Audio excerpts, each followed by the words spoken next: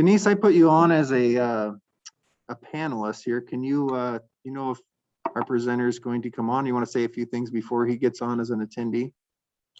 Sure. Thank you, Steve. I do believe Greg is going to try to join us tonight, but I haven't talked to him for a couple of days. So I'm very thankful we had a chance to be here. I can't hear you. Oh, sorry. I'm not muted. Can you hear me? Yes, it does. And do you have any thoughts on that? Because I can't hear you. Let me see. Yeah, I am not muted on this end. Okay, I can hear you on my computer, but it's not.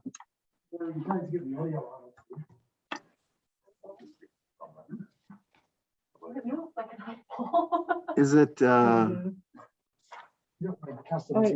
He's in there as a member. Could I just cast it to the TV? Will that work? Okay. Okay. Closes to desktop. Everything. Yep.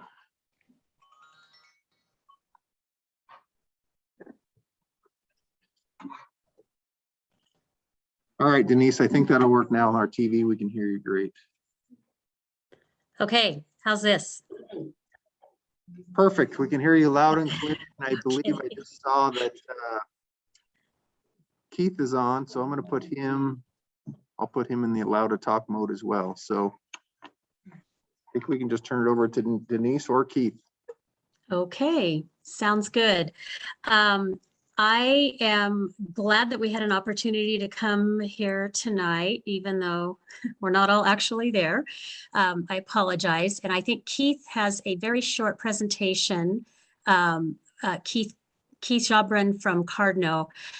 I'm not positive he was able to get on the Zoom link, so we might have a little bit of adjusting to get to that point. But we are here to talk to you a little bit about a plan for the Lincoln building.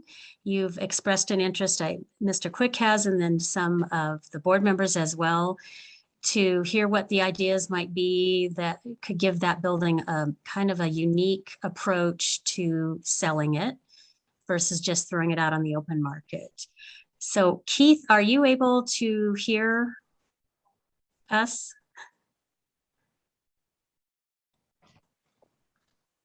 He texted me that he was having some issues getting on the link. Okay. Hi, can you guys hear me? There he is. Hello? Yep. Okay. Yeah, for some reason the link isn't working on my computer, but I was able to call in, so we may have to do a little tag teaming on the presentation. Can you guys see the presentation? No, but I can pull it up real quick if you'd like me to. Yeah, that'd be great if you could share it, because I don't know, for some reason my computer is just not letting Zoom work. So I can kind of follow the presentation on my computer and tell you, you know, to move it along. And I know it's kind of archaic, but for some reason it's the way it's working. I don't know. So yeah, if you could pull it up and share it, that would be cool. And then I've got a version on my screen and we can go that way if that's okay. Okay, yeah, it's up on our screen here and it should be. Denise, can you see it on your screen all right? Yes, I can. It looks great. Perfect. Okay, good. Yeah. So anyway, so let's why don't we kind of get rolling. First of all, let me introduce myself. I'm Keith Jobrin with Cardno. I know Steve, we met before, and obviously Pete and Denise, it's good to talk to you. I understand that Pete's there in person, which is great. But if it's okay, let's kind of roll through the presentation. If you could go to slide number 2, which is contents, we can kind of go over what we're going to talk about a little, and then move forward. So, like I said, I'm Keith Jobrin with Cardno. I'm managing the Harney County Coalition's EPA Brownfield grant, which is a very tried and true program that EPA's had out for roughly 30 years, and it's been able to affect a lot of change in communities like Burns, Hines, Harney County, et cetera. So kind of want to go a little through an overview of what the general brownfield program is, talk a little bit about the assessment work that we've done at Lincoln School, talk about the next phase, which we're just starting, which is a disposition strategy development, and then we can kind of open it up for questions and answers. So if you could go to slide number 3, if you can see that on your screen, it's entitled Brownfields Defined. Well, for a number of years now, EPA has defined brownfields as a site that is a real property, the expansion, redevelopment, or reuse of which may be complicated by the presence or potential presence of hazardous substances, pollutants, contaminants, controlled substances, petroleum, mine-scarred lands, etc.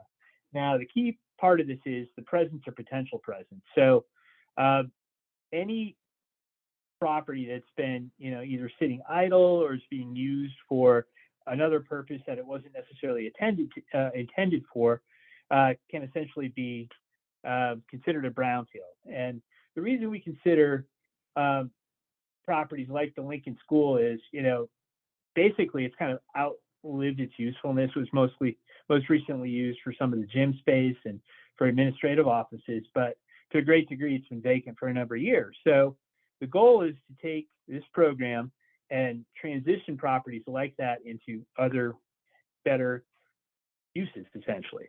So if you go to the next slide, that just kind of covers some of the EPA's goals in developing the program and some of their objectives. And essentially, like I said, one of the main goals is to return abandoned or underutilized structures and sites into more reproductive use, provide public benefit, whether it's generating tax revenues, increasing property values, creating jobs, combating sprawl, etc. And really the kind of goal is to recycle commercial and industrial properties for other uses. And there are ties to sustainability, and the term from blight to right is often used. Next slide, please, which is slide 5. This slide kind of focuses on the current grant that Harney County holds, which is an EPA Brownfield Coalition grant. And that money, $600,000, was brought into the community roughly only about a year ago. And that money is meant to develop a brownfields inventory, which we've done. We've actually coined it a development opportunities inventory, do community outreach, like the meetings that we've had in the past, and also like tonight's meeting, in fact. The next goal is to complete due diligence activities like phase 1 and phase 2 environmental assessments, do cleanup and reuse planning, which is exactly what we've been doing with the Lincoln School. So I think it was back in April, we had a community engagement meeting, and we were also meeting to discuss economic development plan that we're putting together and is almost done.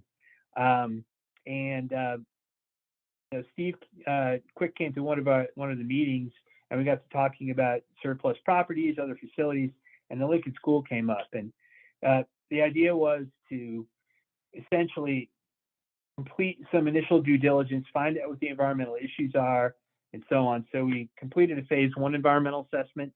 The phase 1 environmental assessment is really a combination of a detailed site inspection, followed by environmental research, historical research, etc.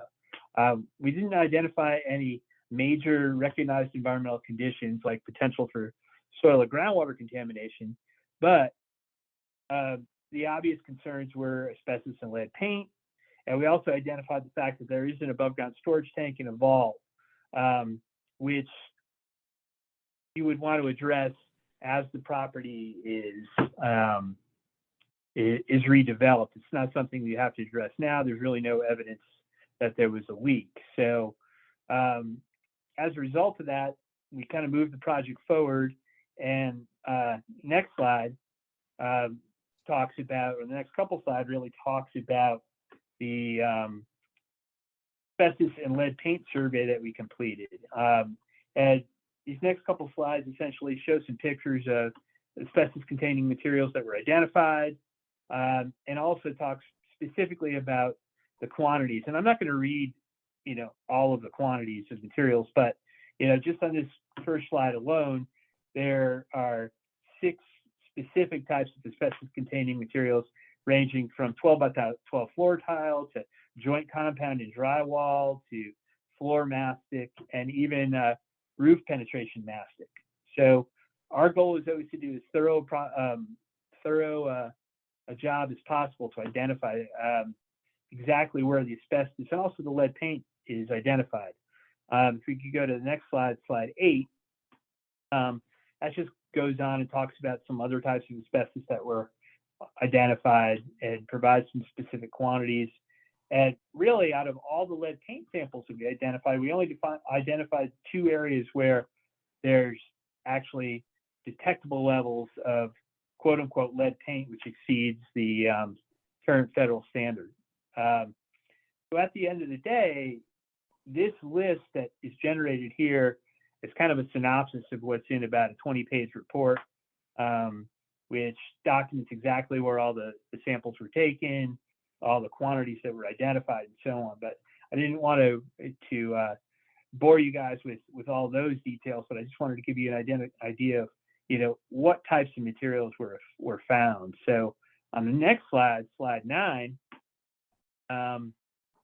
go through potential abatement costs. And it's not to say that all of this work has to be done. It's just an idea of what, if you were to go in and take care or remove all of the asbestos and lead paint that was identified, it could cost up to $250,000. Now, there are tons of factors that go into that number.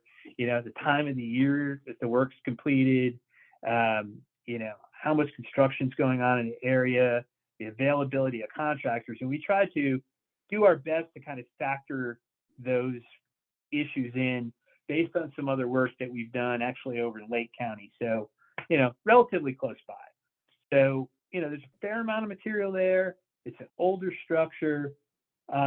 So if you were to go in there and essentially remove all the asbestos and lead, it could cost up to $250,000.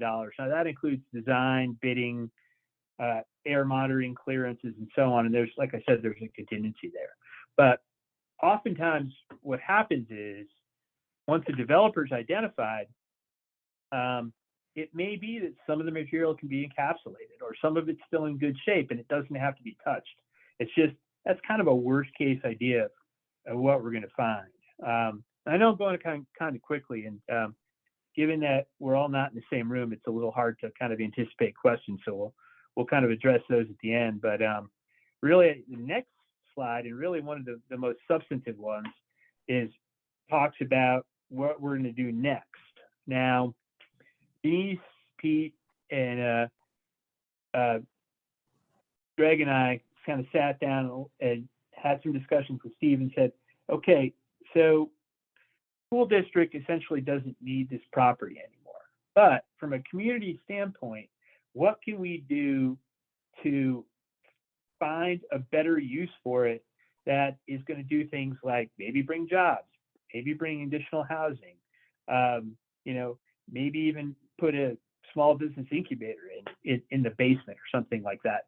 So there's just a ton of different opportunities that exist that property could be used for. Now, in addition to the historic school building, there's a fair amount of real estate in the back, which could be repurposed as green space, condominiums, townhouses, even container houses, which happens to be a trend throughout the country. So those just a bunch of different options. So what we propose to do, and EPA is approved, is what's called a disposition strategy. So we're going to look at different options, look at zoning compliance, put some concept level options together, do an economic feasibility analysis, and put together at the end of this a developer RFQ, which the school district, Economic Development Authority, or others can use to put out to bid or to put out to RFQ so that developers can come in and submit ideas, submit a potential purchase price, submit a schedule on how they intend to reuse the property. So you don't have what's happened in other communities, and to some degree in Burns, where landowners come in, they buy property with great intent, or maybe just the intent to hold them as a tax shelter, and nothing ever happens. So at the end of the day, the goal of doing this disposition strategy is to stop that from happening, and really to provide some guidance in doing that. And one of the ways we'll do this, we're kind of starting work over the course of the next few days with our team, and then we're going to be having our next public meeting where we're going to provide an update on the project in general, and also roll out the economic development district plan that we're completing to the community, because at the end of the day, that is going to be a tool. So as part of that meeting, we'll look to solicit ideas on how to use the site, from the community that attends the meeting. So this process is meant to be kind of a very transparent and all-inclusive way to figure out the best way to reuse brownfield sites. So that's really all I have in the formal presentation. But so does anybody have any questions? And if you could just, introduce yourself, and, I'd be happy to answer whatever questions you might have. Okay.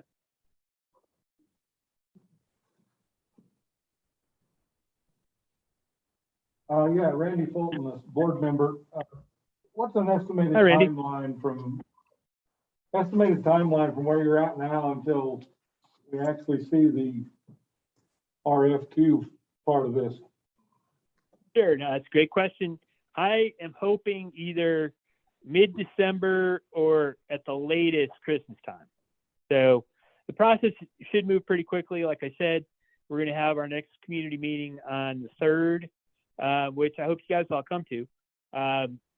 Ideally, it'll be in person. Because of COVID and so on, we may have to go virtual or a hybrid, but after that meeting, we'll be able to kind of wrap all that information into the other research we're doing, and shoot for right around middle December, end of December, to have a document that you guys can take and put out to bid. Now, or put out to RFQ. Now, one of the benefits of the team we put together, there's a finance person on our team who actually has connections to mixed use developers who work all over the country, and some of them specialize in rural communities. So our hope is to use that connection to garner some interest. And at the end of the day, it's up to the school district to pick who you go with. And it may be that you don't like any of the options, and that's fine, but it's just a way to get some discussion going. Okay. Thank you. Great. Any other questions, thoughts? And once again, I apologize for my Zoom ineptness, I guess, but I'm glad the phone option worked. Yeah, it's working fine. Yeah. So, Keith. Yeah, we got a question. We have one question. Oh, he Keith. can't see it. Right. My name's Rob Uh-huh. Frank. Hi, Rob. When you were going over this, it was an awful lot of information, and maybe you discussed this and I just missed it, but once the RFQs are developed, yep. For example, you said there's the potential of $250,000 abatement cost. And so is it possible with these RFQs that some private businesses will want to cost share that or do something so that we wouldn't actually have that cost to prepare that building to sell, correct?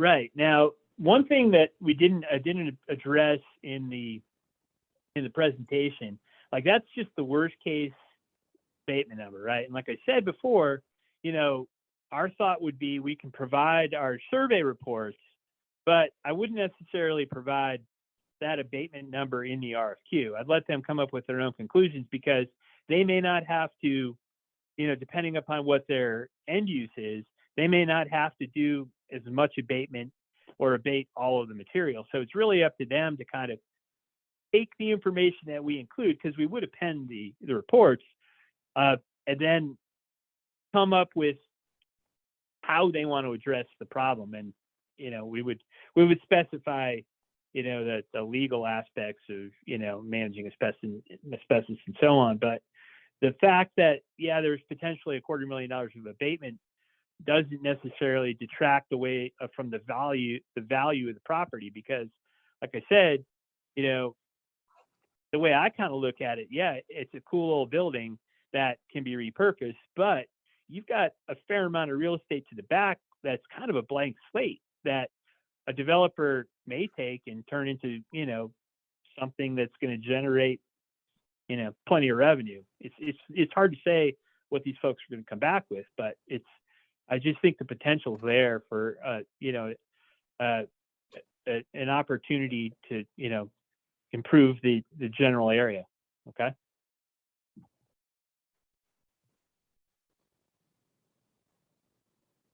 Oh, Wendy. I hope that answers your question.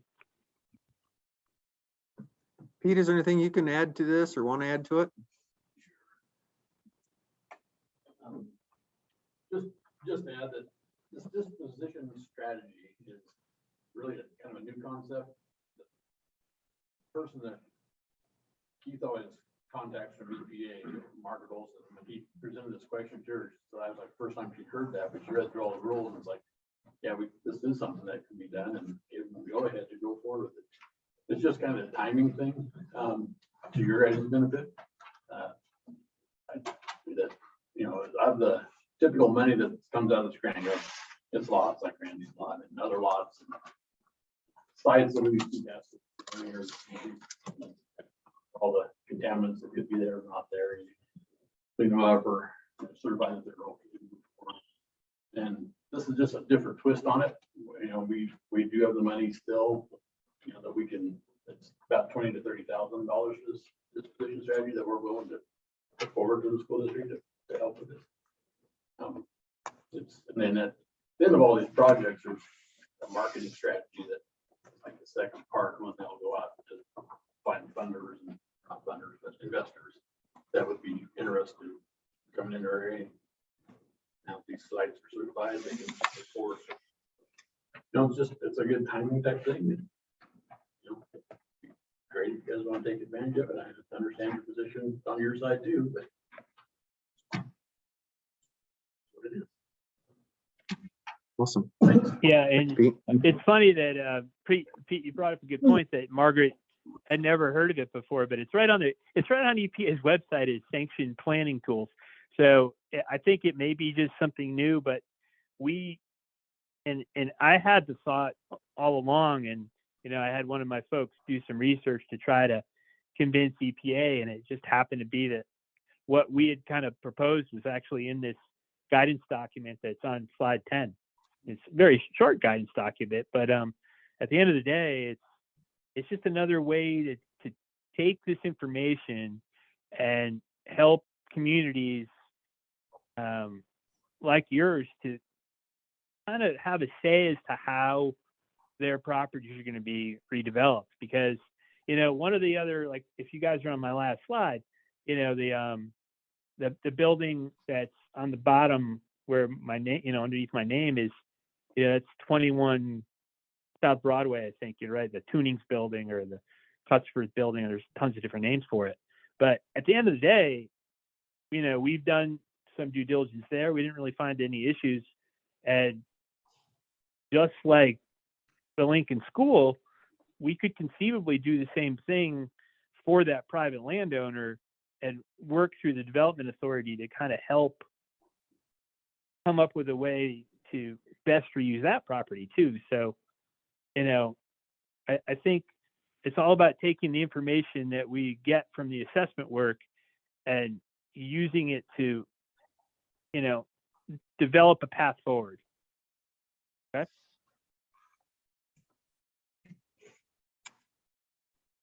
And one thought too, if you have questions and want to meet in person about it, I'll be in town on the 3rd, pretty much all day, and we've got our meeting the night of the 3rd, so we can, we can get together and go over this. But we're essentially ready to move this forward and get you guys something by the end of the year that you could feasibly put it on the street first thing in January, and maybe have some ideas back and some bona fide interest from developers. Now, we'll call it an RFQ, but there'll also be a place that they will propose a purchase price as well as a reuse. So it's definitely a tool to kind of move things forward. Okay. All right. Thanks a lot, Keith. Denise, do you have anything else you'd like to add? I don't think I do. I appreciate you guys making the time in your meeting. We've been working with Cardno for a little bit over a year now, and the work they've been doing is top notch. And I think they'll do a good job for you with Lincoln if you decide to move ahead with it. All right. Thank you, Keith and Denise, for the presentation. Okay. This is Go ahead. I'm sorry. What was that? Yeah, go ahead. Go ahead. No, I was just going to ask if you could let us know over the course of the next week if you want to truly move forward with this. We'll get moving and keep on the schedule that I mentioned and get you something by the end of the year. Just let Denise and Pete know, or myself, and if you have questions, call me anytime. My cell number's there, and my email as well. So be happy to talk further. And we're excited about, using the grant to help you guys, find a way to reuse a really cool old building that I think a lot of people in town have ties to. So, I think there's definitely some potential here. Okay. All right. Thank you. Thanks, Keith. All right. Thank you very much. Talk to you soon. Bye-bye. It sounds like we might need to take some action to formally move ahead. So do we want to take a couple minutes right now and discuss that and take action, or do you want to roll that into the agenda after the presentations? What do you guys think? I agree with you. We need to make some kind of decision tonight. We're on the subject now. If it's not out of order, I would like to just get it done with so we can move on with the rest of the meeting, but I think we're all on the same page here. My understanding, Pete, if I'm correct, is that the work that they're doing for us, someone has got to pay them, right? Yeah, that's what I mentioned. So the 20 to 30,000 is, there's still funds left in the grant, That you can use just like you use for and others. that's what the lady from EPA authorized. Okay. We covered all that. Pete, do you have any idea what that cost might be? I mean, we know what the county might have, 20 to 30. Do we know what? I think it's going to cover the cost of this. Well, that grant will cover their cost, wouldn't it? Strategy, and then you'll be all included in the marketing. Right. So there's no cost to the district. Right. I got some heads nodding. It seems like a no-brainer to me. What do you need from us, Mr. Quick? Exactly in terms of an action, do we just need to authorize you to move ahead with Cardno, to move ahead with the county to secure the grant funding, or? I think you did at the last meeting. You gave me permission to move forward and work with them. And so I think that's still on the table to keep working with them. As long as you're not opposed to that, I think we could just move forward without a motion and get things rolling. Is there a general consensus? Yeah. I fully agree. I would make that motion if we need it, but if consensus works. I mean, is there any future underlying costs that we're gonna be hit with? At this point, the grant's paying for their survey and the grant's going to pay for the disposition, right? So, I mean, I think at this point, I don't see any extra cost. It seems like a win-win. Let's say by general consensus and move forward. That's Okay. excellent. Thanks for coming tonight, Pete. Appreciate it. Thank you. Thanks, Denise. Thank you guys very much. I appreciate you accommodating my Zoom needs tonight. Thank you. All right, let's go ahead and Good move night. forward to the next agenda item. Nice. which is public comments. We had one card, Chris Wiseman. Before we start public comments, remember to please keep it brief, 2 to 3 minutes. Don't address any staff members or individuals, and of course, keep it civil. And we enjoy hearing from you. So go ahead. I've been up here a few times with you guys talking already, and you guys have actually taken some action. So I know I heard that in the last meeting and I didn't get a chance to say anything, but I do appreciate you guys putting together committees. Out of all of the things that we have going on, that's probably, for me, the most important. Because that's what this group is here to do, is educate children. Right, so one, thank you for that. Two, also, the item on there had to do with the vaccine mandates. I know you guys have accepted all of the exceptions or exemptions from the teachers so far in the district. There's most likely to be coming down some actual legislation. So if you decide that this is the course you want to continue to take, that you are not the arbiter of who is and isn't, mandate who is or isn't religiously acceptable to apply for an exemption, then you might want to consider putting that on some piece of paper before it happens.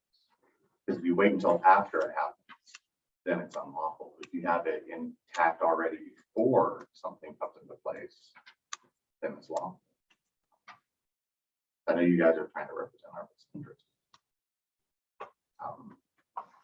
I guess the other item on there, part of it had to do with different flags in the schools. There's cities and counties in Oregon that are presenting flags that aren't the Oregon state flag, that aren't the U.S. flag, which are the two flags of the state and the country.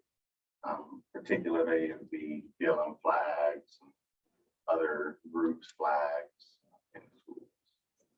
And I don't think that that's the kind of thing that we would really like to see here in this county. So maybe there's a way we could also put something in writing saying that these are the two approved flags in our county for our school district. It's real simple stuff, you know. They're just trying to preempt some of the issues coming down. I know there's actually already been a few issues at some of the schools with flags that caused some turmoil, some discussion between principals and teachers and students. You know, and then lastly, I brought in a paper last time talking a little bit about the mask mandates we have for the kids. These kids are not dying from COVID-19 in any number to speak of. And the masks protect all of us if we think we're actually at risk. But there's no law right now. There's no ordinance at the moment for the vaccine either to be put on anybody at the moment. So if you preempt these things and get ahead of them, then you can stay ahead of them. Right now, the city of Harney was working through the Second Amendment sanctuary ordinance and they missed it by a week. So now they can't pass it because it's not lawful to pass it once there's a law in place. And it's going to be the same thing with all these mandates. Once they go from being a mandate to a law, you don't have something already ahead of them, you're going to be stuck. That's it. You know, a little bit of thank you. And I do have to disappear tonight. No one here to stick around. I will be here next month. I'd love to be a part of that curriculum, help with that. I'd greatly appreciate being involved if I could. But yeah, no disrespect. I do have to take off and help somebody with something. Thank you. Thanks. Yep. Are there any other burning desires for public comment? Seeing none, we'll move on to consent agenda. Did anyone see anything in the consent agenda that they wanted to have set aside? I had some questions on the mentor stipends and I'd like to set that aside. Is there anything else? If there is none, then by general consensus, can we approve that consent agenda? If there's no objections?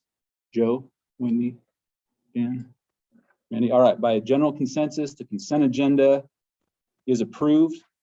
On the mentor stipends, the only question I had on those is I noticed there were only 5 mentors this year. There were 16 last year. And some of those had several. And I was just curious what that indicated.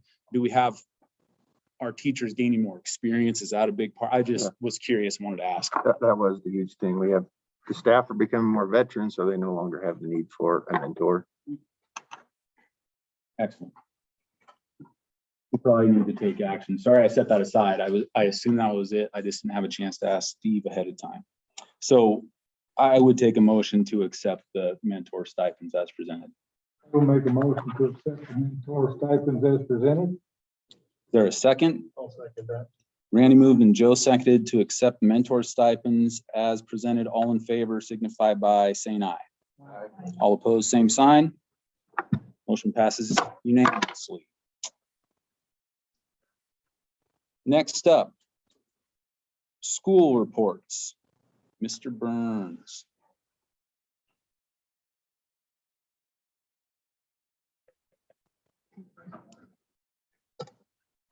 Thanks for letting me come up here and present this month. I'm not going to go into the board report that I wrote to you guys word for word. Just to kind of go through it though, just to highlight some stuff. We're really happy to be back in school. It's good to see you guys all happy and healthy for the most part. The year's progressing very well. It almost feels normal to have all the kids back in school and participating and with teachers being back and seeing a lot of younger teachers literally become veteran teachers. It's great to see that. So it's good to have a normal, what feels like a normal year. Let's see. We're trying, so number one, the biggest thing is we're just trying to make the year, like I said, as normal as possible, trying to put back, bring back some of those activities that we've had in the normal years before COVID. So we're just trying to bring back some of those activities. Our attendance is a little bit below what the state requires, but we're working with that diligently. With the as an admin team, we're looking at the attendance rates and trying to address those issues. Sports are back in full swing, and what's been really neat is being able to stream some of the games. I know that the football coaches and the football coaches are doing a really good job of sharing videotaping the games, sharing with me so I can upload them on the Facebook page, being able to stream the volleyball games live. So it's been really cool to be able to provide that for the fan and for the parents.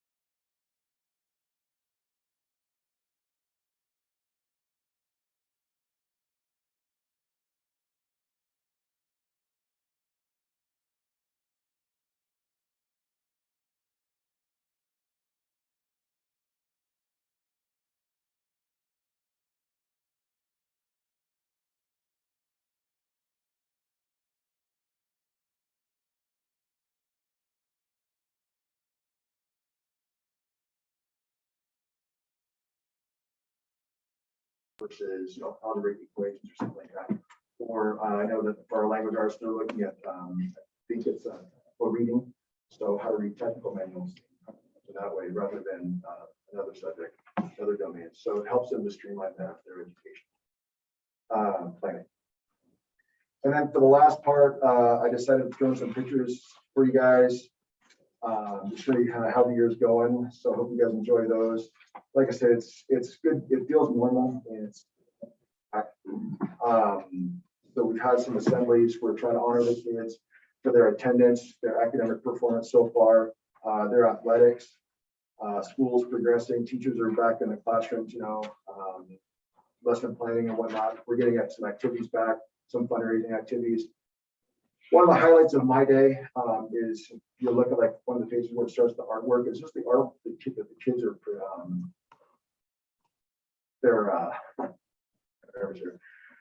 but the artwork that the kids are producing. Ms. Anderson does a really good job of, I think, bringing the kids' artistic abilities out.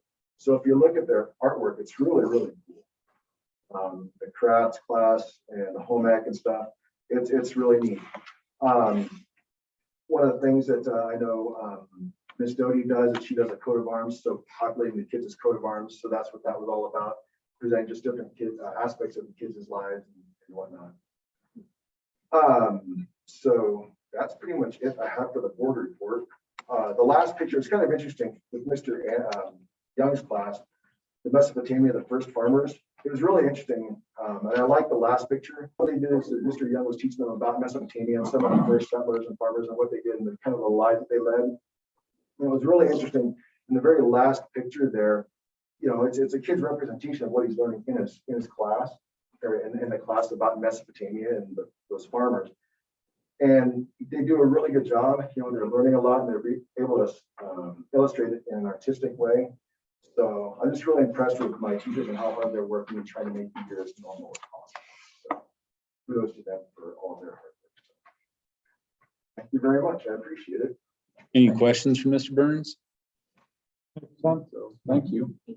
I really like the way you presented this data, and I especially like that beginning of year comparison from year to year to see, and in this case, we see the increase, not just the grim numbers as you described them. And I like that. And I hope maybe from the other schools, because I noticed the elementary said they just got their iReady done, but if we could see some data on those in the future as well, that'd be awesome. Thank you. Are there any questions for any of the other schools' reports? Nope. All right, seeing none. Next, we have an ESD report from Miss Chris. Thanks for joining us. I'm Shannon Chris.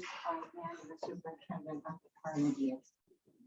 There's not a C in it, so it's not HCSD, it's HESD. Okay.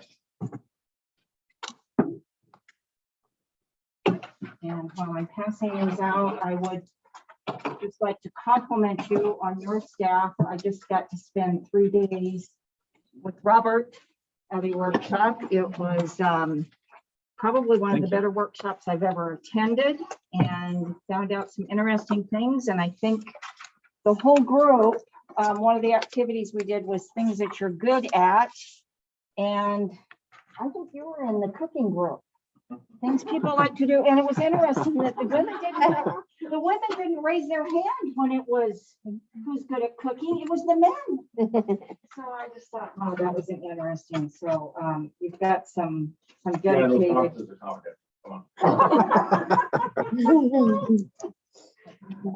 sure. It was a great conference. It was really good. Our extra local service plan.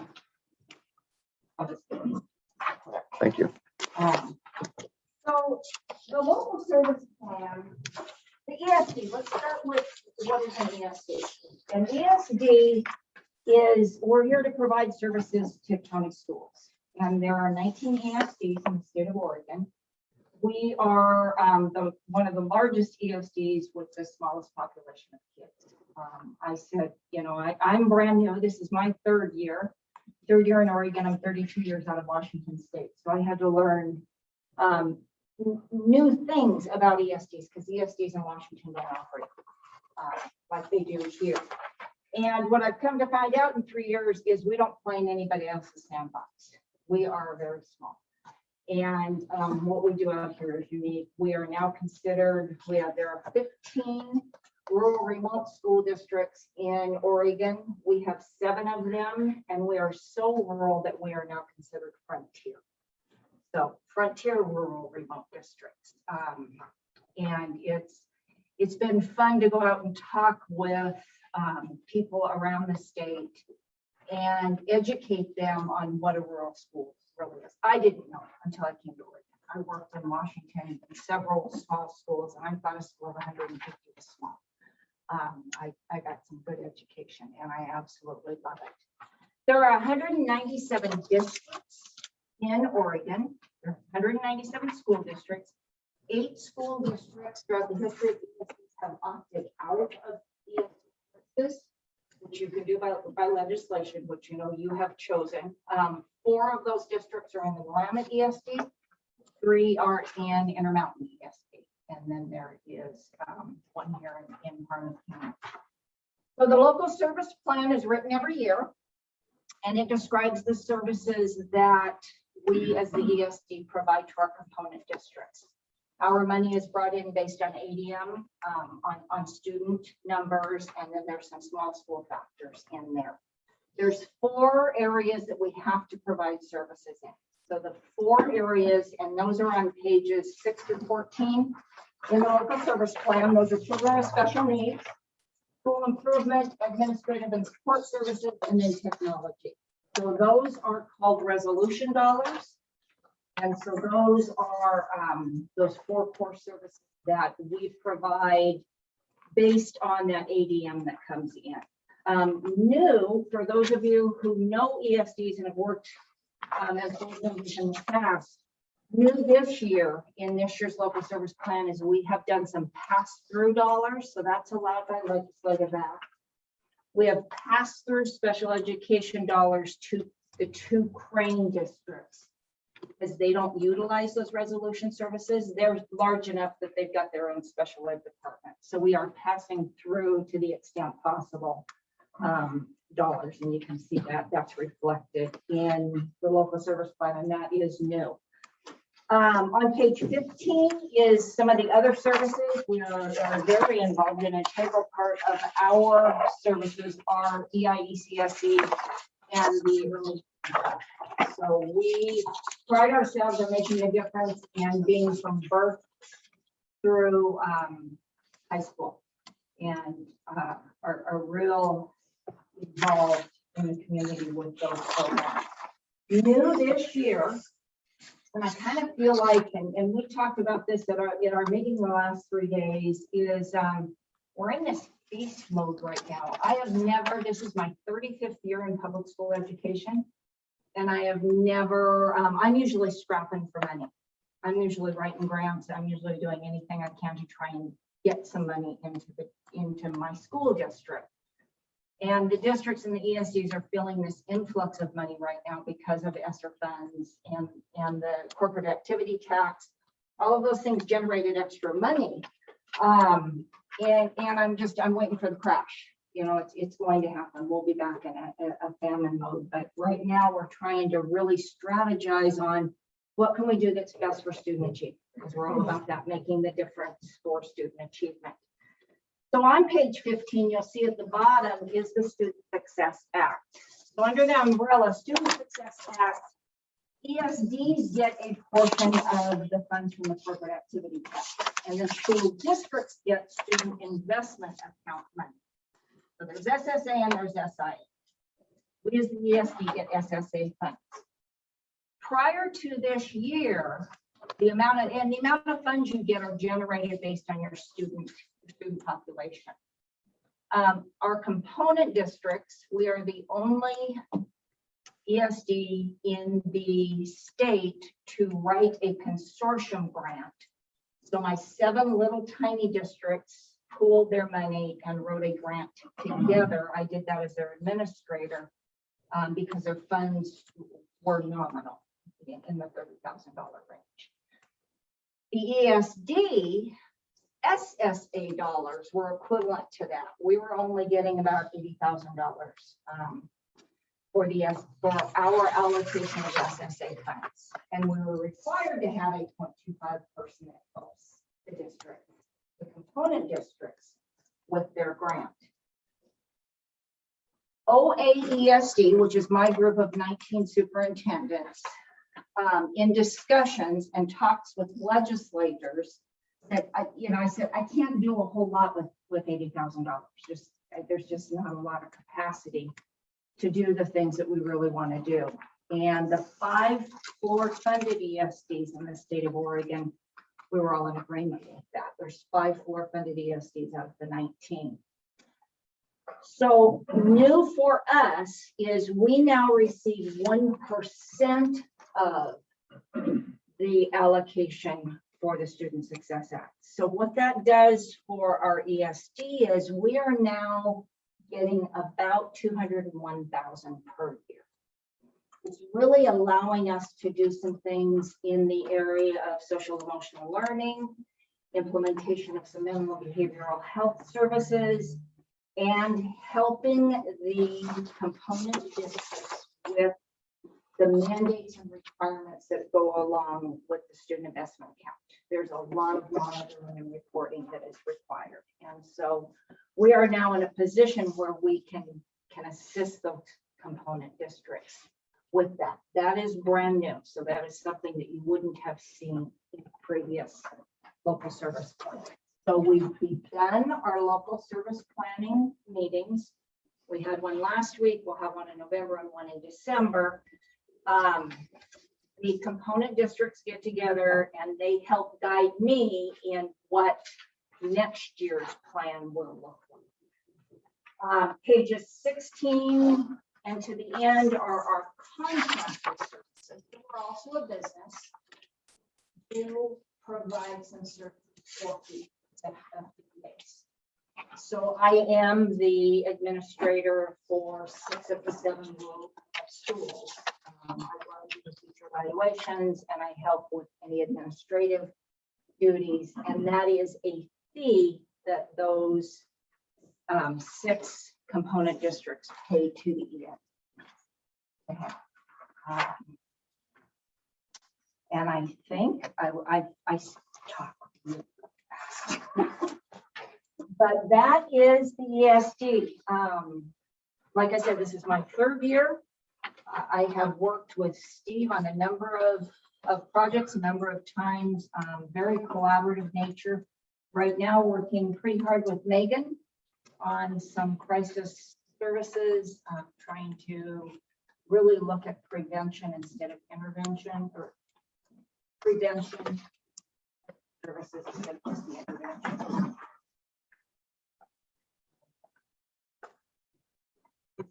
Happy to be here and answer any questions I can, and if I can't, I will find them for you.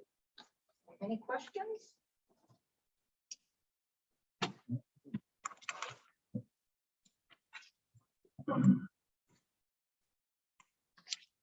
If a district is opted in with an ESD, and I use that term because we opted out, which of these services are included, or is it all on a fee per service kind of a deal? The resolution services, pages 6 to 14, those are services we will provide to you, for you, not to you, for you.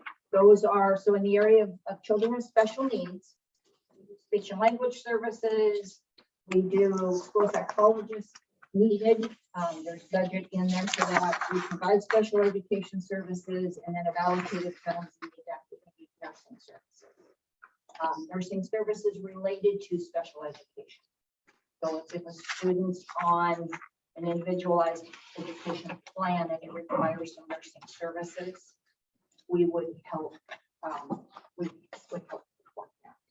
And then school improvement, and that's it. That's a big chunk of it. That's professional development, maybe a specialist, the student investment account, curriculum adoptions. So this year we're doing the ELA adoption, and each county gets one set of review materials, we will get those and house those up at the ESD. We help with the implementation and support of the rollout of a curriculum adoption. Administrative and support services, we do a lot of the oversight. We've got all the homeschool, we keep all of that data. We do the subscription services to OSBA. So with your resolution dollars, we purchase your OSBA subscription and we help with the policy updates. We've got the student, we pay for the student management software, which for our schools, we do the Energy or School Master, I'm not sure Energy. And then do a lot with the teacher evaluation software and job recruitment, posting jobs. And then the technology services are internet access. We have an E-rate consortium that we're in, and the antivirus we just knew this year. Cyber insurance. So we purchased cyber insurance with the resolution dollars for all of our districts, and network services. So that's money that the component districts, they don't pay for any of it. That's what their resolution, that's what their dollars do. We have been writing checks to Urban School District as their pass-through dollars for their portion. So the money you've been getting would have gone to support these 4 core areas, but you've opted out, and therefore monthly a check, Corey cuts a check to you based on the ABM and the total resolution dollars that we're getting. Does that answer that, Mr. Frank? Yes, ma'am. You mentioned that you've been working with Miss Hunter, which the student services report, I really appreciated that you put those numbers together for us. But I noticed in there, and I kind of had a question, that you talked about how you've been working with Malheur ESD for some of the crisis stuff, but you also mentioned Harney ESD. What services do we work with you on now? Right now, Bird School District 3 isn't. So again, I'm new and I come from a different system in Washington, and I contacted Megan and said, how does a crisis, in the event that I have something happen out in fields, and we had something happen 2 weeks ago, in the event we have something happen out in field, what's that look like? We all use the same sheriff, we all use the same state patrol, city police, law enforcement. So what does that look like? Even if we're not part of you guys and you aren't part of us, can we work collectively to help support? So we've just been in initial discussions. We're attending trainings to get some common language around what do you do in the event of a crisis? What do we do when we've got a student who we believe has potential to cause harm to themselves or others? Just starting those discussions. And regardless of the LSP, I believe personally that's something that we need to have. We need a county-wide crisis team that comes in and helps in the event of an emergency. Part of what we do through our resolution services, through the SSA dollars, is we're going out and we're helping districts with implementation of the ADDIES Act, the new suicide prevention, Senate Bill 52. And so we've got a person that's going out and working with kids around that. So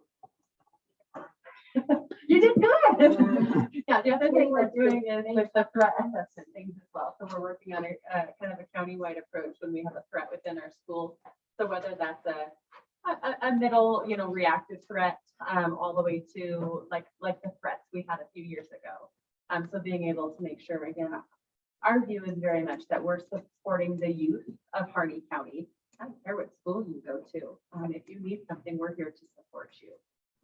So that could be if there's a larger issue, maybe some of our people will go out to Crane if they need more bodies to help support, or vice versa. And it's been really great to create some county-wide approaches. We're using very common language, common social emotional curriculum, a really great partnership. I'll just add in there. So the last 5 years, we've worked really closely with High Desert ESD. We've paid through them with when we were part of the local service plan, we actually used funds, I think, to contract with them. Now I believe might be through the REN. I'm not sure how it's doing through the Malheur ESD, but instead of using the high desert ESD experts, now we've kind of shifted over to the Malheur ESD. So we're continuing to work on this crisis management, because before we even switched with Malheur, we did have a kind of a countywide crisis team intervention in place. And now we're just kind of shifting away from high desert and using Malheur as that resident expert. Right. It was the SS. school safety Yeah, support, something like that, and yeah. now here, there's a huge pot of money coming out of. that, yeah, so we're too small to get our own pot of money, and so we join up with the larger ESPs. And we've been very fortunate with Jen Suzuki and Becky out of Wallowa Irvine. Their expertise has just been, they've been guiding us in the discussions on what crisis support might look like. Our occupational therapy is provided by High Desert ESD, but if we had Harney ESD provide that service, would it still be contracted through High Desert ESD? I noticed in the packet it said you contract with them. Yeah, because we don't have an occupational therapist on staff. So depending on the need of the student, that would be the same like with deaf and hard of hearing or brailing services. We would contract out with we find a service provider. We don't have it in our shop. Or we don't need a full-time. I won't be able to find a part-time. Wonder if they could be shared with the hospital on that. Things like that. Yes, and that's a strong possibility. And then we're doing some work with Symmetry Care. Has been excellent. Again, just trying to maximize our local resources. And right now, and we talked about this the last 3 days. We kind of are in this grow your own. We got to find people and grow them right here because it's a really competitive environment. I've got a special ed degree, Megan's special ed degree. I could write a ticket.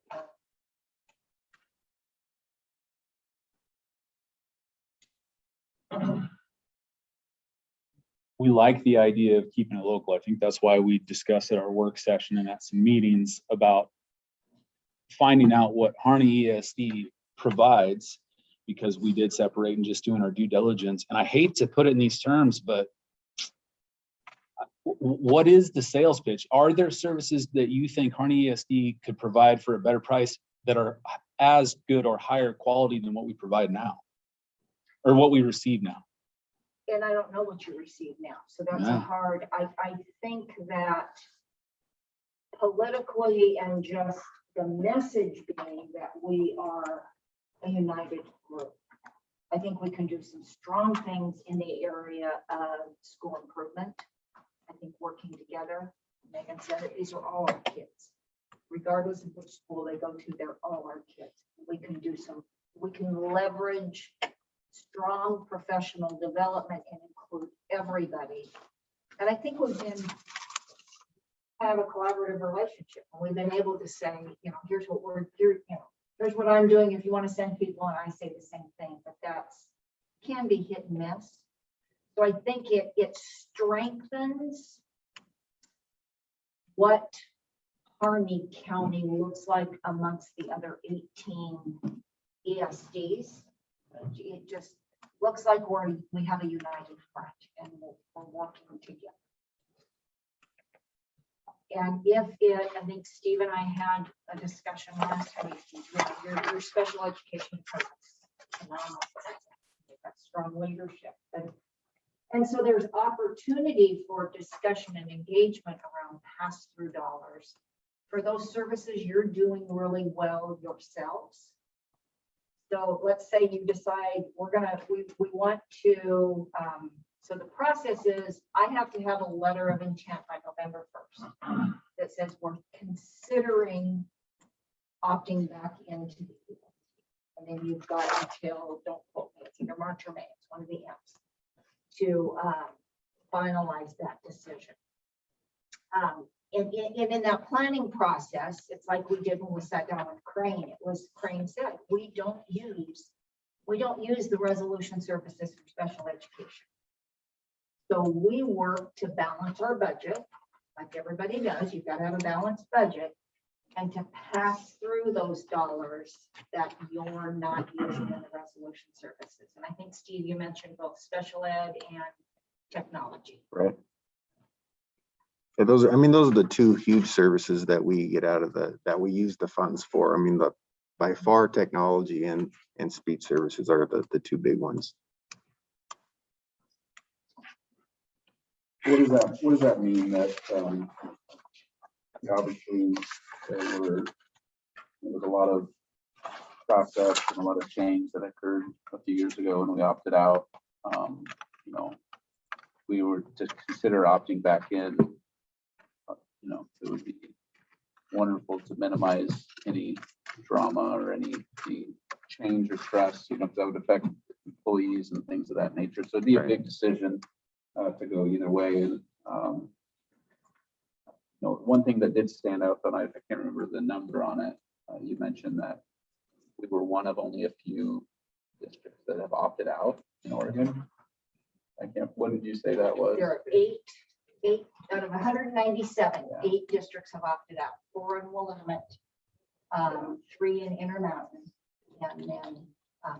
So just that number right there is pretty compelling to always have this on our radar to consider why we're unique.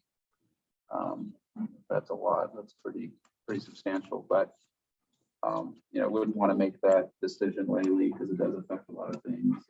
But I think we could always consider it, especially if you're open to, you know, with the resolution services, modifying it to fit our needs. And, you know, it makes a lot of sense to put resources, collaborate. Yeah, I guess it would be a matter of Shannon and I sitting down and looking at, you know, what do those pass-through dollars look like? You know, are those funds, would they be enough to cover the speech and technology that we currently have, you know, or not? Because I mean, if they're enough to cover, you know, those main things and we get everything covered, I mean, really, that's what it's all about, making sure our students and our staff are getting the right services. So it's, you know, you said speech, like speech and language. Right. I can't, for the ESD, I can't afford a full-time SLP. I don't need a full-time SLP. But if District 3 is part of the ESD, we could work to find a full-time SLP. That SLP would be the Harney County SLP, or could be. I mean, there's lots of options and lots of ways to explore that. And that would be one of those, that would be one of those things like our speech people here, we have a full-time SLP and we have a full-time SLPA. You know, they might lose their marbles if they knew that they would then have, these two people would have to then go out and serve rural schools as well, because their hands are so full right now.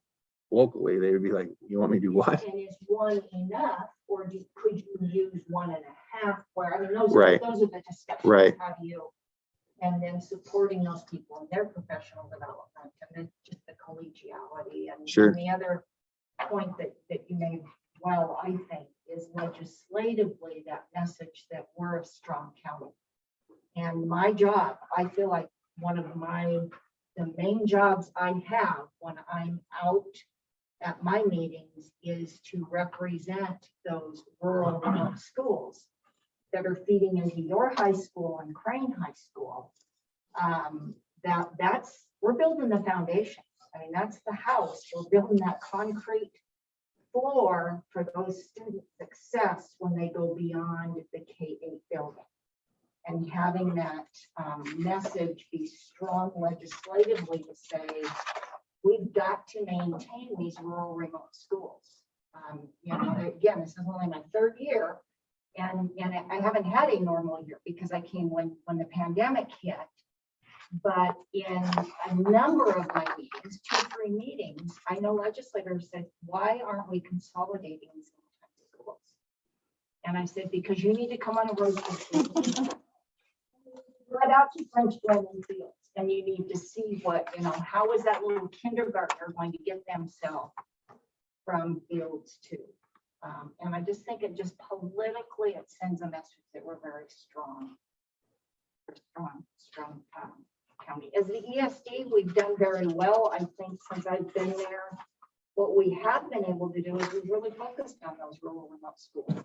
We've been able to really dedicate a lot of time to those 7 real small schools because I've had the capacity to do that. How would your rural remote schools feel about our district joining back into the ESD? Would they feel like, They asked me. Steve, I think it would just strengthen. I mean, it's like we had a training last Friday. A phonemic awareness training that's phenomenal, stellar training, and they miss the collegiality of other teachers doing that. You know, it's you learn from each other. We did that the last 3 days, right, Robert? I mean, it was just that, yeah. right? No, I just know when I first came to the school district and I, sat through a lot of local service plan meetings with the rural areas, and there was some sense of resentment towards District 3 just because we did have most of the students at the time, and so they just felt like, whatever we wanted, it was that was most of the LSP was about District 3 and not them. And now it feels like you've been able to really service those outlying districts at a much higher level than they received before. And so that's why I'm like, do they really want us, or do we want to continue to have a good relationship without having a formal we're in? You know what I'm saying? Sure. Well, and it has been, I should have the numbers and I don't, but I am a full-time superintendent at Harney ESD. That hasn't been in existence. Prior to huge. me, there hasn't been a full-time ESD superintendent that has led the charge, that has that vision of that collaboration and cohesive. And I'm a people pleaser. So, I work long hours to try and meet needs. And I just think that the ESD recognized that they wanted a more focused effort on serving our schools. And so they committed to hiring a full-time superintendent that lives and works there. Are there any other questions from Ms. Chris?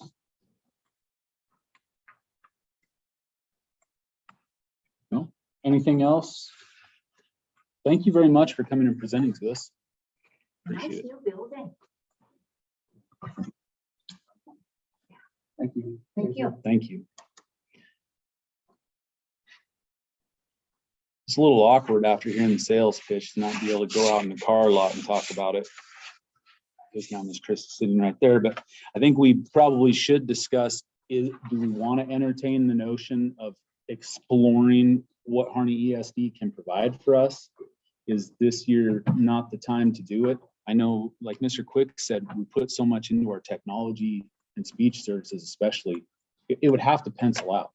I don't want to make it a bunch more work for everyone when just a couple of years ago, they went through a bunch of work to separate. But if the playing field has changed and it would be advantageous to our students and our community, I think it'd be worth looking at. If all that means is we do a letter and by March, just, decide, we don't have time for it. But if we don't do a letter by November. And that letter just indicates that we're exploring the idea. Is that what that is? I believe so. Is that, I don't think it's a letter of intent. I think it's a letter of interest. Right. yeah, and if it just, there's enough manpower to go through that and make sure that it's done well, and there's a genuine desire to see if it would work and benefit the district, I'd be for that. I guess my concern is being a COVID year here, still in the pandemic, we're working on our strategic plan. It would be a lot to ask us to do a study between now and even March to do one well. It doesn't preclude me from working with Shannon to say, hey, what could this look like in the future down the road? Right, even without the letter, I think we could still sit together and talk and say, hey, what would having pass-through dollars, how many pass-through dollars could we get in the future from that? And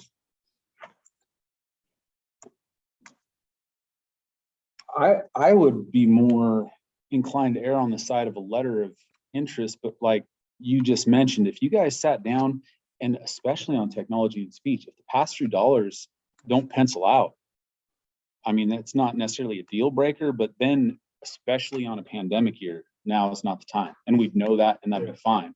It's just before our next meeting, we'd have to do a letter Well, yeah, it's of tough. interest. We don't get to see any hard numbers because we don't have those discussions. I'll pass the dollars till we give a letter of interest. So it's kind of like a catch-22. Well, let me pull up this on the screen here. And maybe that's what you were implying, Dan, but if we did a letter of interest and our superintendent sat down together and after that first meeting, it didn't look like it was penciling out, come to us and we could say, for this year, let's call it good. Yeah. Or maybe it would look intriguing, maybe it would be financially advantageous. I think that regardless of what happens, you know, it should be very methodical and should be a multi-year plan rather than just, hey, we're going to do this year, just because of the effects that it could have on staff and finances. So I wouldn't be, I think it, you know, if it's not a huge amount of labor, it'd be cool to see if that can work and then set in motion, you know, something even for next year. But you know, I don't want to dump a bunch of stuff that's not necessary either. So. I pull up, this is what Kara put together, the spreadsheet up here. And you can kind of see where we're at, how we've spent the last couple of years, you know, 2019, 20 and 2021. I don't know, maybe I can make that even bigger. I just saw your email. You did learn it, but I just sent it before I left. Oh, printed it. Oh, excellent. I have some questions in y'all, but I'm gonna look at my screen instead so you can kind of see. I need my glasses to see this one. But you can see the variety of items that we do purchase with the opt-out dollars. We call it Fund 101 in here. And so, you know, looking at college software, college math licenses, we did that early on. Haven't done anything yet with that.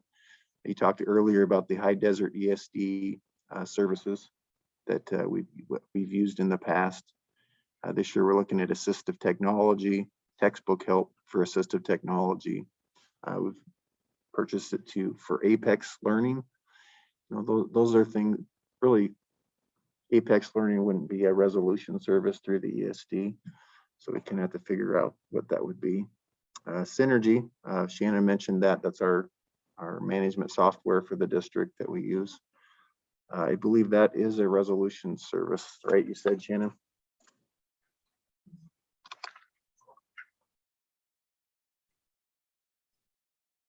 Is that right, Shannon? You guys pay for Synergy for all the districts through resolution? Okay. Schoolmaster for a couple, right? You see, you know, the big one out of the plan is certified salaries and classified salaries for, you know, an SLP and an SLPA. That's a huge one. The payroll cost, of course. And then you see there's kind of a lot of little ones here and there. You know, we've got we'd contract anyway with a high desert ESD for certain services because our local ESD does not provide that. So it would be pass-through dollars regardless on that one. Policy and development, again, that's something that I think it's a resolution service. Again, we'd be going through the ESD who would then pay through OSBA. Internet services, that's something that changed drastically even before we opted out of the ESD. We used to have resolution service funds through the ESD, and then we also had, as she's talked about at the back part of it, our paid services.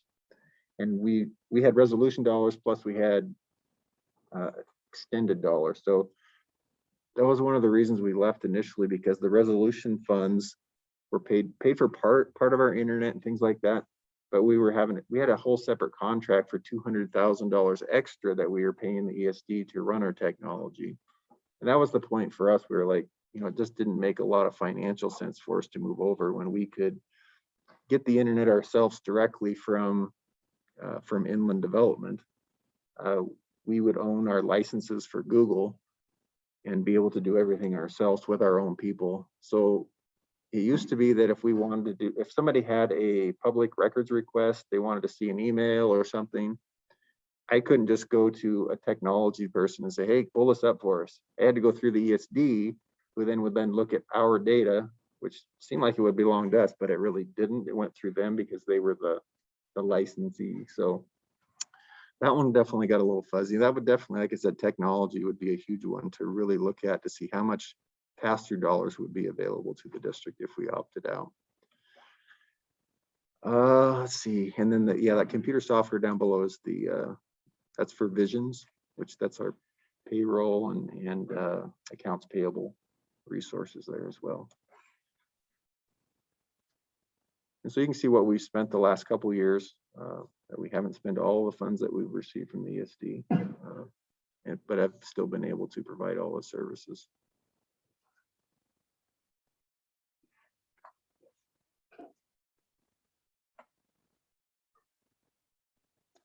I think the idea of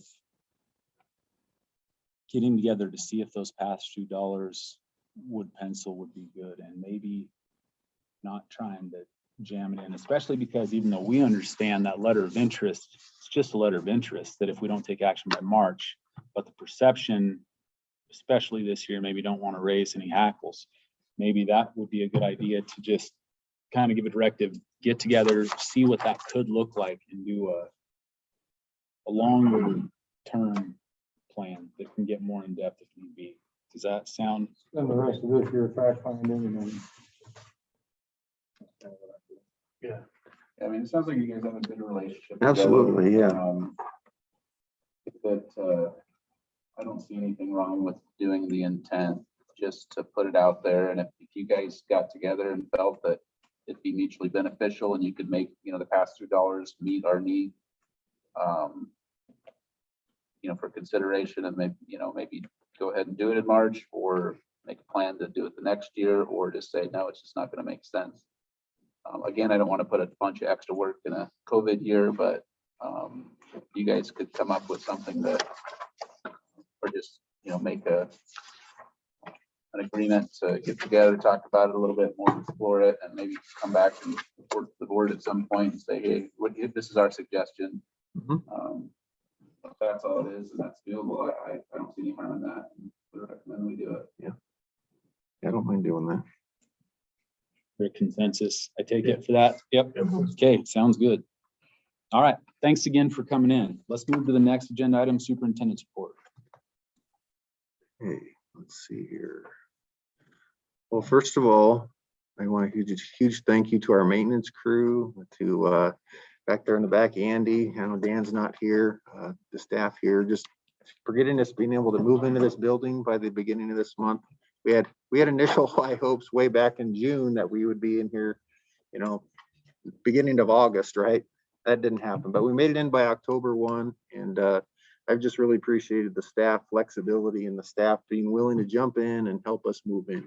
We still have quite a few, not a lot, a few minor things construction wise that, it's kind of some checklist items to take care of, but we're there and we're here, and it's a beautiful building, looks way professional. I feel like it presents a much better first impression for new employees that come in inquiring about jobs, and I think it provides a really professional environment for our community to say, hey, here's our district offices when they come in to visit. It just feels a lot more professional. So I thank the board for being willing to kind of take that risk and jump out of Lincoln. I think you handled it well enough and talked about it in the community. I think the community has accepted this as a direction that we needed to go. So I appreciate your flexibility and willingness to help us get into this building. I also want to point out, right as you came in, on back on the left, there is a Native American display. If you didn't take a look at it before you came in, I hope that, please take a look at it, when you leave. Next month is Native American Heritage Month. The Burns Paiute tribe is planning on working within our local school district during the month of November, whether it's in classrooms or perhaps displays like that within our building. They're a little bit more hesitant this year, obviously, getting in our building with the pandemic going on, but we want to recognize them and appreciate their efforts as they try to reach out and share their culture within our schools. Not only do we teach our own heritage and our own history to our schools, but we're not only mandated to teach Native American culture, but we do it because they're part of our community and we want to share with our kids. They need to know kind of both both sides of what's going on in the world. So I think we're lucky and we're fortunate to live in an area that's heterogeneous. We have a lot of different people, and we have a local tribe that, in my experience, is fairly well functioning. I've seen some not so well functioning, and our Burns Paiute tribe is a good partner with us. And we appreciate them willing to come and share some things with us. And they're probably dying to know kind of where we're at in terms of COVID status in our district. As of last week, we had 111 employees who had turned in copies of their vaccination cards, which represents 71% of our total employee base. That left us with 45 employees who turned in religious exemption forms. So it was another 29%. I put of the 45 religious exception forms that were turned in, I denied probably maybe 5 or 6 of them and just requested more information. So if it ever came back, said, hey, you know, if you prove something for just checking the box, I just couldn't accept somebody just turning in a form and checking a box. I actually needed some explanation. They've all turned those in. I think I have one employee that doesn't want to turn in anything, a substitute, and one employee who has decided to basically retire and be done. But for the most part, our employees have really kept us in school. We haven't had the same issue as other districts where, you know, you have mass employees not willing to fill out a form or turn in anything. We've got a lot of people that filled out the exception form. It's been accepted, and I'm excited to be in a district where they're willing to do whatever it takes to keep our kids floating in this pandemic, right? We're moving forward where other districts are really struggling. So I think our biggest challenge right now is really the substitute need in our district. It's always been a challenge for us to get substitutes, but it's been extra hard this year. We have some substitutes that are they're retired, they're older, and they don't feel comfortable coming in, you know, whether they're vaccinated or not. They're like, thanks, but no thanks for now. I think down the road, we might get a few of those back, but that's really been the real issue. And the other one is with student sick days. They're getting quarantined. So some of our students are out 10 to 20, sometimes a month. And so that's been a real challenge for our teachers, for our office staff, and for funding. You know, when they're gone 10 days, you know, if they haven't done any schoolwork, they haven't checked in at all, now we have to drop them off our rolls. And when they come back, we re-enter them. But in the meantime, you're not getting credit for them coming to school. Some of the students have been really diligent in doing their homework and staying caught up.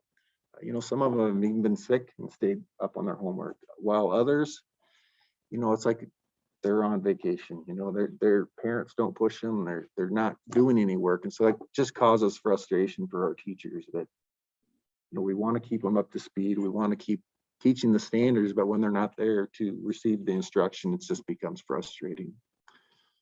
So some general frustrations, but overall, like Mr. Burns said, people are pretty happy with the school year. It's fairly normal. You know, related to that, since our last meeting, I've attended a couple different OSA executive board meetings. Attended their delegate assembly yesterday, and we've had some great discussions and things going on with there. It presents some real, I would say, challenges for everyone throughout the district, because we may have a view of how we deal with COVID here. How we deal with it here is vastly different how they deal with it in other districts across the mountains. And so when we start bringing teams together with these very polarized views of how we should handle it, they have to think of venues for state championships and what does that look like, whether it's masks and vaccines and all that. But overall, I would say that even though OSA Executive Board recognizes the importance of moving forward with state championships, they may look a little bit different. The venues may look a little bit different, but we're moving forward with doing it. I think that's really making a positive difference for our students in our district. It makes them want to come to school more. They want to be here, and it feels more normal when they're doing that. So we're moving forward. I would say hats off to our spectators here in Burns. While I know we have different political views, nobody likes the mask. I think our spectators have done a phenomenal job of coming in and doing what they can to make sure our kids can compete in events. So I appreciate that. On that same note, I just note, and I appreciate your support in me being on the OSA executive board and being able to have a part in decisions that are made statewide and making our opinions known. So as decisions are made, whether it's venues or what the state championships look like, I feel like we at least have a say in these things, which is nice. Sometimes I'm out there on an island, but at least they know how I feel. And I think I talked to many other Eastern Oregon schools, and they feel very similar, and they appreciate at least having a say. In terms of an enrollment update, last September meeting, the first Monday in September, I usually take an enrollment. We were at 791. The first Monday in October, we were at 782. So we went down a few students. Part of that is we did have to pull a few kids off mandatorily for being gone for 10 days in a row. So you just drop that student off your record. So, and it's an average daily attendance. So attendance is down, your average daily enrollment's going to go down as well. But overall, students are coming to school and they're doing really well. We did have a strategic planning meeting. Thank Randy for coming to that meeting. We had a group of 16 people.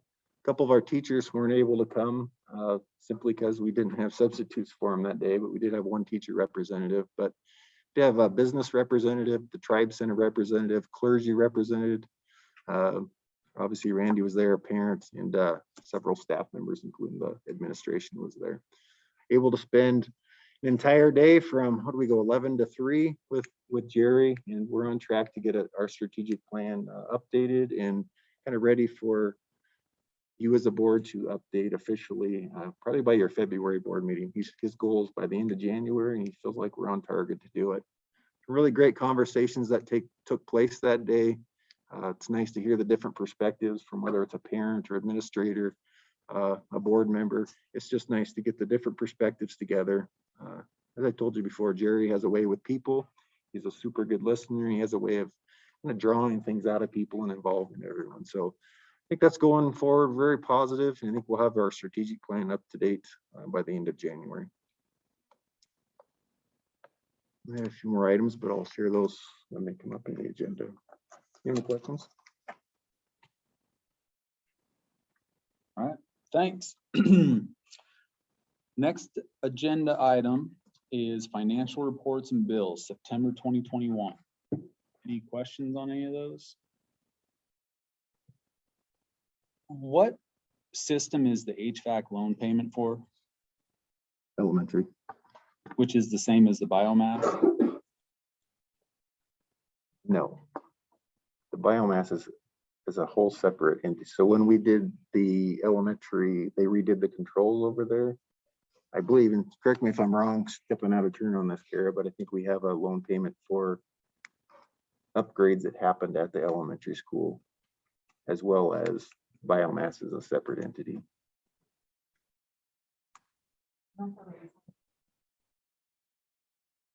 It could be.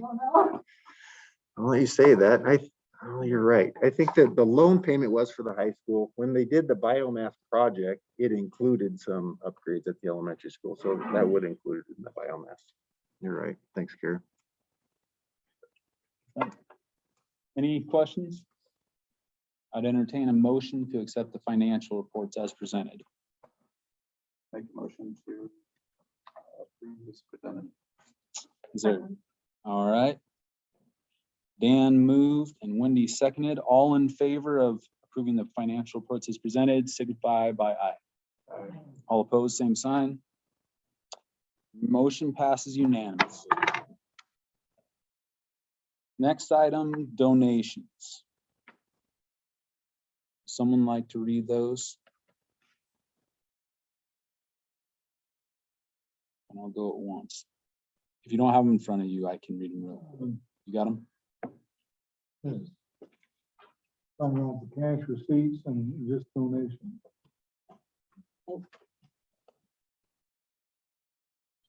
Okay. Donations received from Gourmet and Gadgets, Jan and Bob Oswald and Heather Sell. And it was valued at $856.80, and it was, I assume, equipment for the home ec class. The Yost Professional Group donated $100 to the Burns High School FFA program. Oh, and Harney District Hospital donated $470 to the Slater School Supplies for a total donation for $1,426.80. Thank you, Mr. Fulton. Is there a motion to approve donations as presented? Make a motion. Wendy moves, second. Second. Joe seconds. All in favor signify by aye. Aye. All opposed, same sign. Motion passes unanimously. Next item up is Division 22 standards and presentation. Mr. Quick. Here. So by law, we need to present this by, I'm gonna pull this up here, cast it. Get it to work.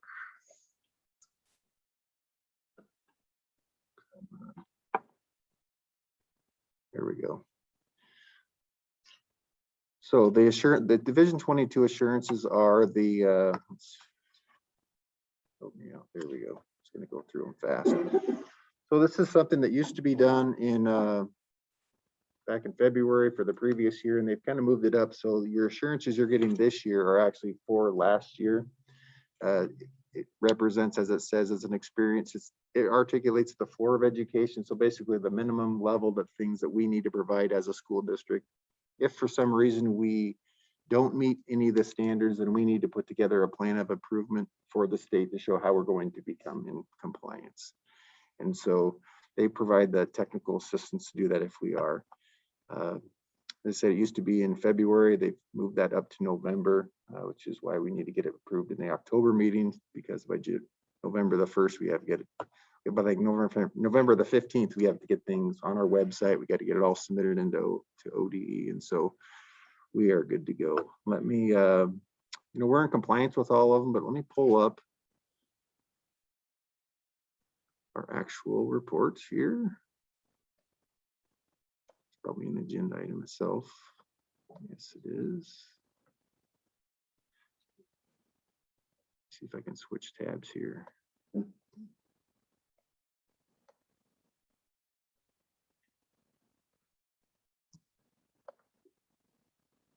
And as I say that, I should share that screen as well, so people online can see it.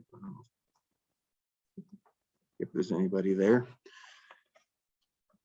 Let's see if I can blow this up a little bit more.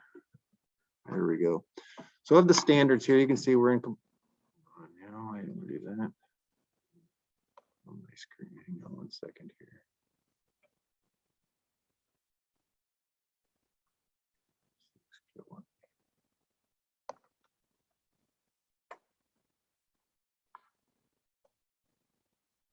Let me get there.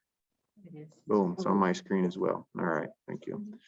So the first one is, the first in compliance was the Ready School Safe Learning guidance from last year, because it became a law, because it became a mandate from the governor. We are in compliance with that. We're in compliance with all these. When it comes to diploma requirements, whether it's a modified diploma, whether it's a diploma for a veteran that didn't get the chance to go to school back in the day, we would offer that to somebody if they had that chance. That was passed in several states. Basically for that person that got drafted had to go to World War II or Vietnam. They didn't get to finish their high school degree. We would work with that person to figure out a way to get them a diploma, essentially. So you have extended diplomas, alternative certificates. These are all things that are available in our district, as well as credit options. Credit options are things for alternative learning type experiences, where they get real life experience in the real world. We are able to pull them in and get them credit for high school graduation. Our district curriculum is all in compliance with the state. We're on a great curriculum adoption cycle, which keeps us in compliance with that. If you click on any of these single one of these items within Division 22, you can see we have to have programs in place for prevention of education of drugs and alcohol. Take care of a lot of these programs with just how we do things within our student handbooks. The human sexuality education, you've had people come up in the board meeting in August, they were worried about that. we're in compliance with this requirement, while we still control how we teach it and what we teach. And I think we do a great job locally with that. And we have career education. We have 2 counselors now hired that helps out a lot with that. Part of this comprehensive school counseling bit. They put together a great K through 12 comprehensive counseling program plan for the state. They put that together over the summer, and with 2 counselors, we're really moving forward and in great shape with those things. We're in compliance with all state assessments. Although the previously mandatory basic skills requirements has been waived for the next couple of years. Definitely a point of contention throughout some districts in the state where we had that standard, and now the governor's saying you don't need this to graduate. But we still use iReady scores, as you see. We are still teaching to the standards with a high expectation of our kids need to continue to read well, do the math, write well, and really become a well-rounded person. So we are in compliance with the students with disabilities from the state assessments. We follow through with all of that. You can see they waived for the 2021 school year the essential skills requirement because kids weren't able to take the test. Our English language learners, we have, correct me if I'm wrong, like 4 students total identified in our district at this point. So it's a fairly easy one to stay in compliance, but at the same time, it's fairly hard because we only have 4. You don't get a lot of funding to hire a full-time person. So we have to find people that have the endorsement and can work with these kids. We still have to serve them. So sometimes it's harder than others to stay in compliance, but we're there. Our kindergarten assessment, normally your kindergarten teachers sit down with students and their parents the first couple of days of school, the first week of school, and really assess. And I don't believe we turned in any of our data from last year. I don't think we did it last year because we just couldn't do it with bringing everybody in the buildings. That's one of those assessments to me is super valuable for our kindergarten teachers when the first week or two of school to be able to see how ready or not are our students for kindergarten. More and more they're coming in further and further behind, and that's why we have strong partnerships with the early childhood center over there in the ESD, because we have to have a good relationship with those teachers, with Shannon, to be able to offer the services when they do get into our kindergarten. Our teachers meet with them both in the summer before they come in, so our teachers know kind of what we're getting for the most part, which students are coming in, so it's not like surprise day one. But they do normally assess them. We're in compliance for all of our child abuse reporting laws. It's kind of an odd one here, but they got the anabolic steroids and performance enhancing substances. I remember back in the 80s and 90s, that was maybe a bigger issue, probably when it developed, but it's still something that we have a policy regarding athletics, and we have to tell kids about those kind of things. Obviously, concussions, we're in compliance. That's a huge one that passed recently, and having to make students that have concussions make certain accommodations for them. So when they do miss school, we're paying attention to their learning behavior and making sure they're getting the help that they need.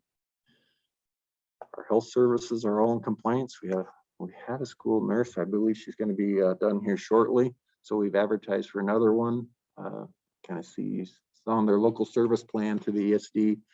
They currently contract with Symmetry Care for an RN that can't really do much for $5,000. It's basically somebody on paper that does it. So we're hoping that we have somebody that's much more on paper. I am working with the Pine District right now to see if they can't help us out. So if we can't find RN, maybe we can find an LPN, and that person can work through their school district as kind of the compliance piece, but we can have the person put on the ground here. So that's kind of my hope, that we can still have somebody in place that can help us with those nursing type services. Healthy and safe school plan, we had that. Let's see, emergency plan and safety programs are all in place. Asbestos management plans are all in place. District improvement plan is there. Really, as we go through here, we're looking good. The one thing on PE,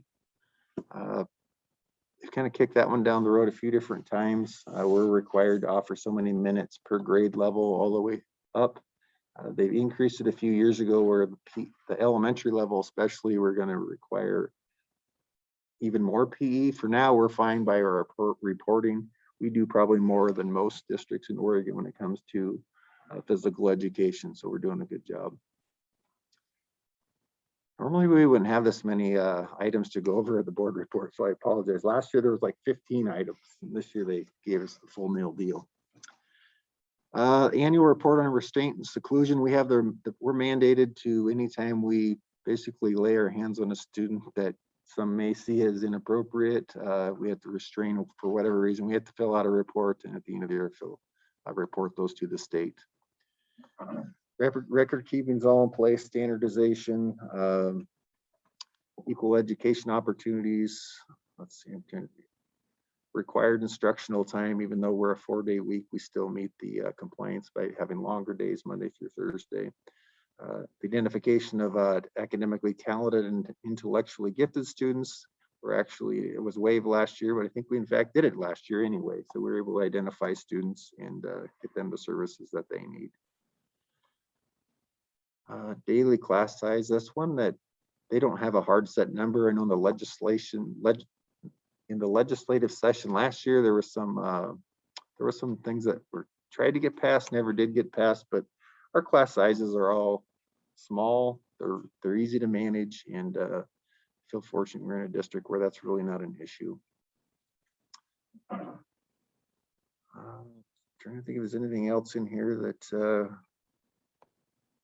jumping out at me here. We do evaluations. Probably our biggest challenge with doing evaluations this year and even last year. Evaluations are based on, part of the criteria is showing growth, student growth. And normally one of the standards is looking at your state data, and whether it's English, math, or science, and being able to say, hey, you're making growth. Well, when the kids don't take a test, you can't put that in a teacher evaluation. So there's a lot of teachers this year looking at iReady data, using that to use classroom-based assessments instead of using the normal state test.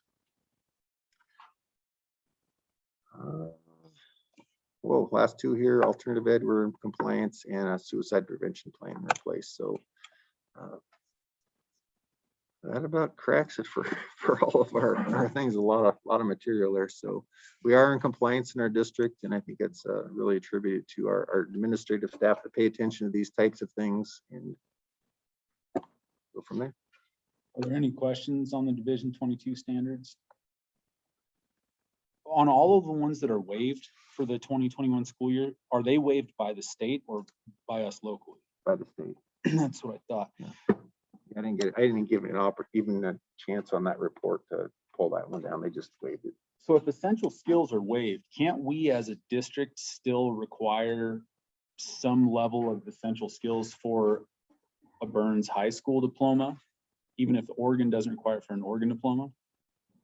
You could. You would look at, instead of using, you would have to use PSAT scores. What else? What other opportunities you would use to show us that? For example, we have a very few number of kids take that last year, mainly because essential skills are waived. Right. Their opportunity to show their essential skills. Again, there's other ways to do that, but if you're going to do it for this year, we need to know like right away. I mean, I don't want to put pressure on it. That's got to be something that's got to be done in the fall for the opportunities for examples. And I don't know if you could legally, I'd have to talk to legal counsel on that, because the state just waived the requirement, if you could then come back and create a policy for this year's graduating class. Normally, when you create another requirement, you're going to have to add that on to the incoming freshman class, so they have a chance to do it. But I could look into it and see. I don't know if this is obvious, but is there a reason why we believe, even with that way, that our standards in our school, are we graduating kids that wouldn't meet that? No, we haven't changed anything. I mean, and again, I think I said last thing, I've been in education for 20 some years. Never had a kid not graduate with essential skills. Now they've only been around for a handful of years, but still, that's not, I mean, students will prove those work samples in their normal classes. People ask us, you don't do essential skills, and what do you mean? You don't teach reading and writing? We've never taught an essential skills class. Nothing has changed at the high school in what we do. We teach reading, writing, math, and the classes that we have. So the ability for those students to do that, they would still be able to do that. There's no question about that. But again, we don't set up, we don't teach to those tests. We don't teach to the essential skills. We teach reading, writing, math, and then they fall into place. A required curriculum. In order to pass the required curriculum, that student would be able to pass that test. Absolutely. And we already require more than the state minimum to begin with in terms of credits and classes required. So I think we already have a higher standard than the state. State requires 24 weeks, and we require 26. Without the essential skills, in order to earn a diploma, they just need the minimum number of credits. For our district, which is 26, which is more than the state. Anyone else have any thoughts on that? Actually, I just had a good meeting with Robert just about what's required. Like we sat down and he showed me, and I'm not concerned about the essential skills thing after having seen what is required. This is not just like you have to have 26 PE credits. It's, set requirements. And from my meeting with Robert, I thought they're doing a great job. I was plenty happy with what's required for kids to graduate from Burns High School.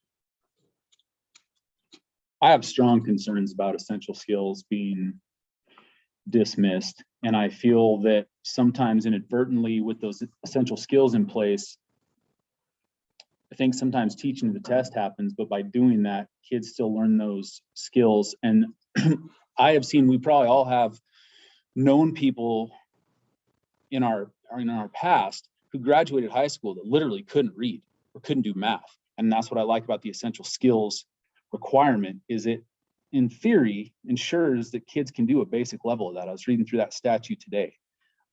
It bothers me to do away with the essential skills. I don't think we need to discuss it right now since this is just about the Division 22 standards, but if it's something the board thinks is important, basic essential skills, being able to read and write and those things, would be worth looking at the rule. I think it's something we should talk about at a future date. Apparently sooner rather than later.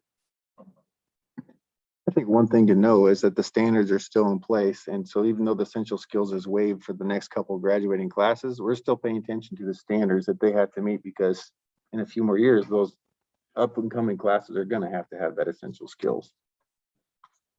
That was gonna be my question. This is just a pause. It's a because of the pause. pandemic, Yep. and we're Those gonna are only the juniors and seniors, the freshmen and sophomores, I think. If I understand the year thing correctly, freshmen and sophomores are still on track to have passed that. I want to think it's a 4-year kind of a thing. 2023. I was under the Okay. impression that it was dismissed because it is not equitable. Oh, I- Permanent. She waived it the last 2 years because of the pandemic, and I thought this most recent thing did away with it altogether.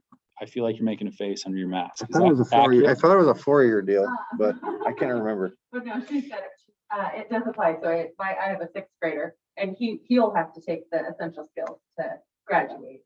And so we're all 7th graders. That's my understanding as well. It's a pause for the pandemic to make up for the lost education that occurred the last year and a half.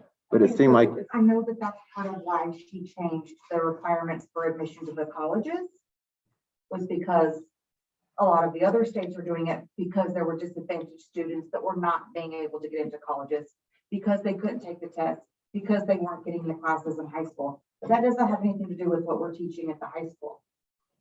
We're still doing business as usual, regardless of what she says it does. Yeah. We're still preparing students to come out and either go into the workforce, go to college, or do whatever it is that they're choosing to do. I read that. That part hasn't changed. I think it was more that her lens was that COVID has created inequities.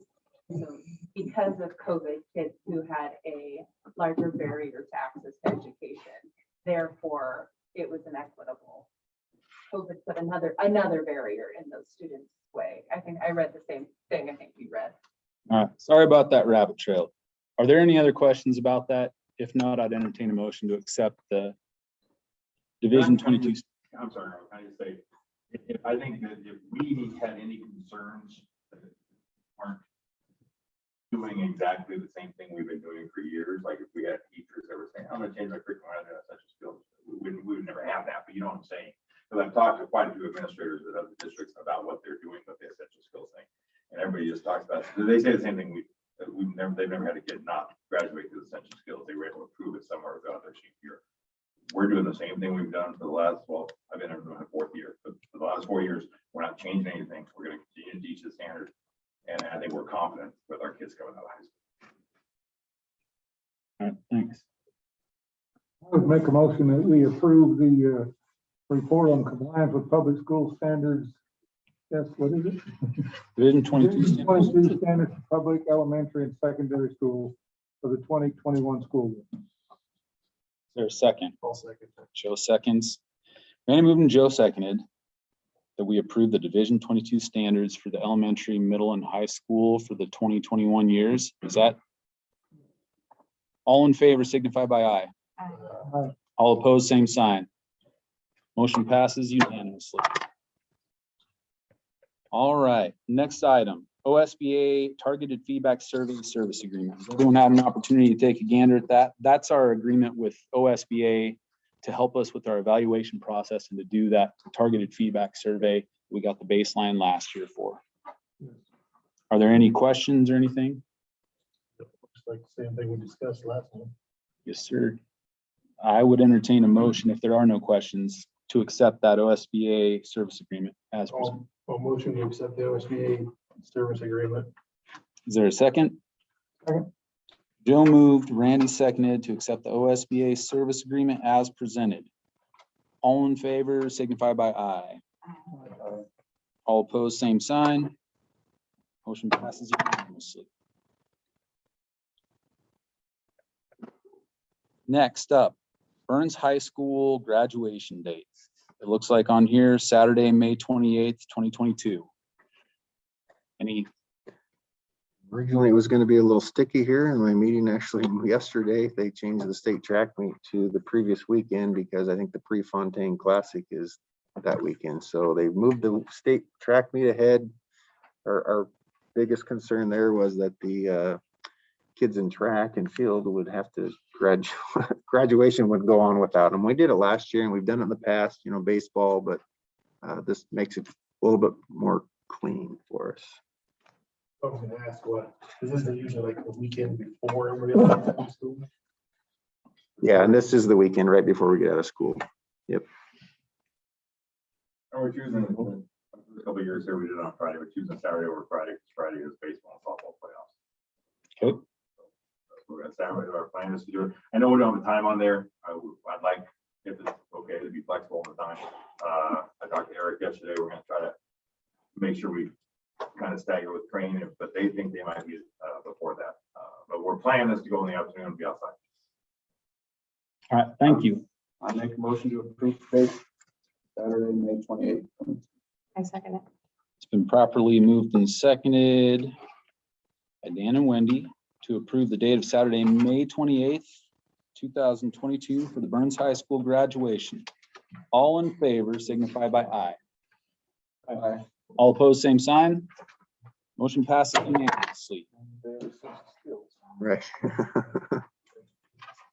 Okay, next, discussions, new business. One of the things we put on there, everyone, I think, received the email Mr. Quick sent out to us about the Burns Urban Renewal Agency. I don't know that there's a lot for us to talk about, but because we were contacted and it has the potential to impact us a few different ways, I thought I should have it on there and see if anyone needed clarification or wanted to discuss it. I didn't have any questions on it. Kind of a big deal, I think. It is a big deal. They talked at it pretty much at length at the economic development meeting last Wednesday night, and I don't I haven't understand. heard of anybody opposed to it. So, I mean, that's positive. Yeah. There are some districts very opposed to it because it does have basically what it does. I'm sure everyone read it, but I was confused the first time I read it. It takes blighted properties up to 20% of the total property base, which they're not trying to do 20%, but it takes those blighted properties, it freezes their tax base, their county tax base where it is right now, so that it won't have that 3% increase in the future. They do it as an incentive so that someone will come in and develop it, but they take that increased money, the 3% a year, put it in a pool and use it for grants and incentives to develop those blighted properties and help them. The reason it doesn't affect us as a district is because the state will backfill whatever we don't get from those county taxes. But for the hospitals, parks and rec, all the other special districts, it has the potential to affect their revenue negatively. However, the goal is to spruce up the Burns area and to make it more appealing for people to move in, which in theory could help us it would help us in recruiting teachers. It would help businesses recruiting employees, but it's a statutory thing. They don't have to ask permission. They can just do it and vote to do it. And what's from keeping time from doing it, or Probably not. Buchanan, or I don't know. I mean, that's. Well, there's only two incorporated, there's only two incorporated cities, so. Yeah, so just have the two cities to do it. Hi.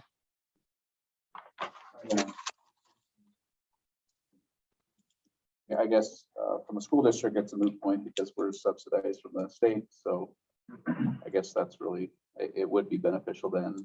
For me, the alarming part's the 30 years. I mean, you think about 30 years from now, I don't know, you're stuck with taxes on those properties. I don't know. I don't know. I need to understand more of the story. I have an opinion, I guess. I spoke with some of their members today, and I think part of the hope is there'll be a trickle down effect. And while the tax base is frozen on those blighted properties, the taxes in the surrounding properties will go up because of appreciation, because people will invest more into them, is the hope. Hope that people will come in and develop housing and things like that our community desperately needs. I don't like the idea of government taking that big old bunch of money to incentivize. From what I heard, from what I read in the newspaper, what I heard on the radio this morning, they're going to be doing the government's gonna be doing development on their own area. Supposed to be building 3D printed houses. Starting in Grant County this year, and then Lake County and Harney County are part of it too. That was actually discussed on the radio this morning too.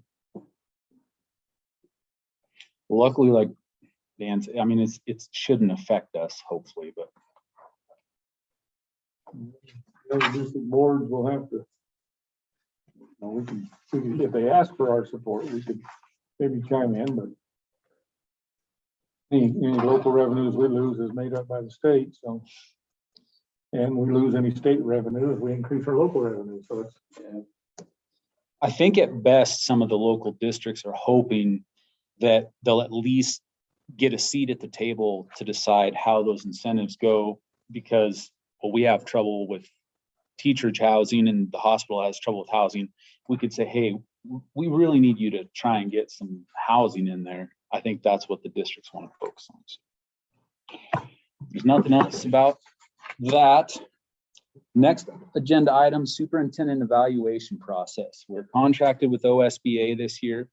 At the work session, we talked about some goals for Mr. Quick, but I figured in November, at least according to our last timeline, last year, our OSBA timeline, in November, we'd have our first check-in with Mr. Quick. So I figured we probably better make sure we have our 3 goals if that's what we decide we want, so we know what we're going to talk about next time. Some of the things that we talked about last time was improving student performance, improving student retention, and improving some metric for teachers. We didn't necessarily use the term retention. We talked about median years, which is why I thought it was interesting about the mentors. There's been such a shift in the number of mentors.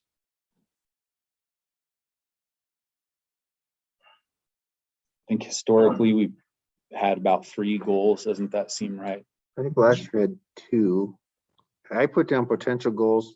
We had the one that carried over from last year to complete the employee recruiting retention plan. I thought that would obviously carry over to this year and we'll get that done. And then the other one, navigate the frequently changing state guidelines during the pandemic, finding ways to keeping our schools open and function as normal as possible for both academics and extracurricular activities. So I know there's some other ideas tossed out at the work session, but I didn't get any nailed down per se. So is there another goal that you would like to see me work on between now and the end of the year?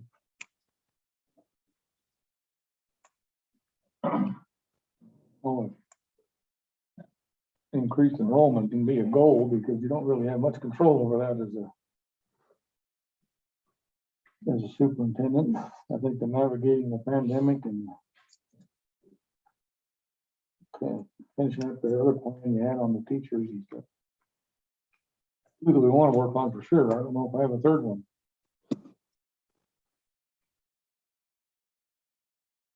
Anyone else? Joe? No, I didn't. Yeah. With knowing what's already gone on, with quarantines and stuff, it's really tough to set forth measurable goals about attendance and enrollment and stuff like that. I think that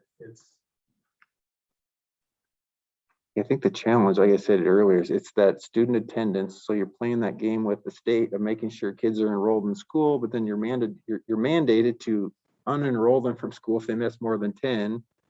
It's not very fun. Wendy? Dan? I think recruitment and retention of teachers are probably the most important thing we can do, and it trickles out from everything else. You have experienced teachers that are wanting to be here and doing well, and we teachers that don't live up to that are the most important thing. I think student retention follows that, and I think student performance follows as well. So.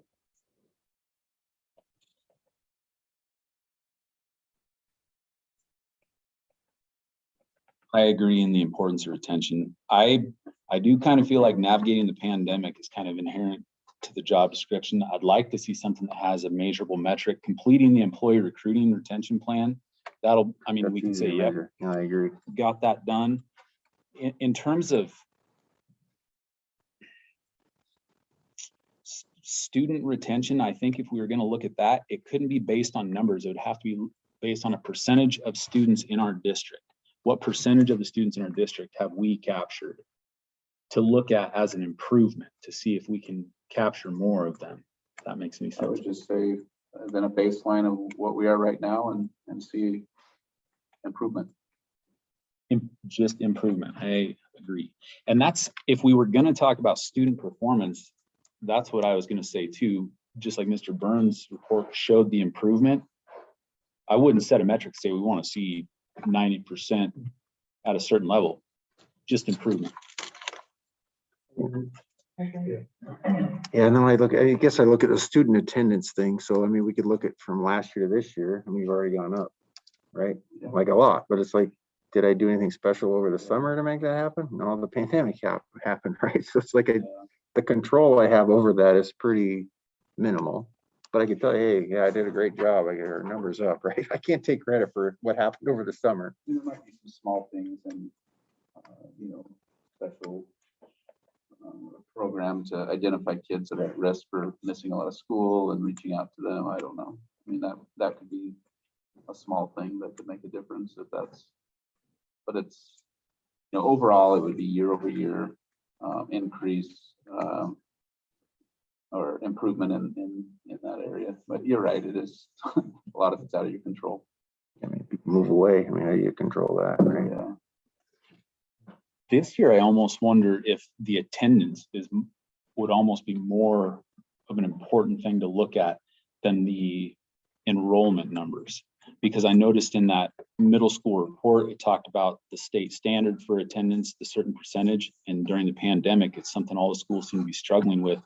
Maybe really focusing on an improvement in attendance. And the elementary, that was a big thing their report focused on was attendance. Maybe an improvement in attendance, because this year, most years, attendance would probably be as good as it's going to get. But this year, we need to get it up because some of those students are maybe falling to the wayside, like the 10 that we lost because they. Well, yeah, because like you say, attendance doesn't necessarily mean body in the building. They gotta check in their Google Classroom or whatever when they're quarantined. And so that affects attendance if they're just not flat, not checking in. Yeah, so attendance is, you're right, it's kind of a important thing to keep an eye on. I don't know if that's reaching out to them, you know, making a phone call or. I just don't know what would the baseline be for that then, for the goal to show improvement on? Is it based on September 1st? Is it based on last year? I mean, I don't.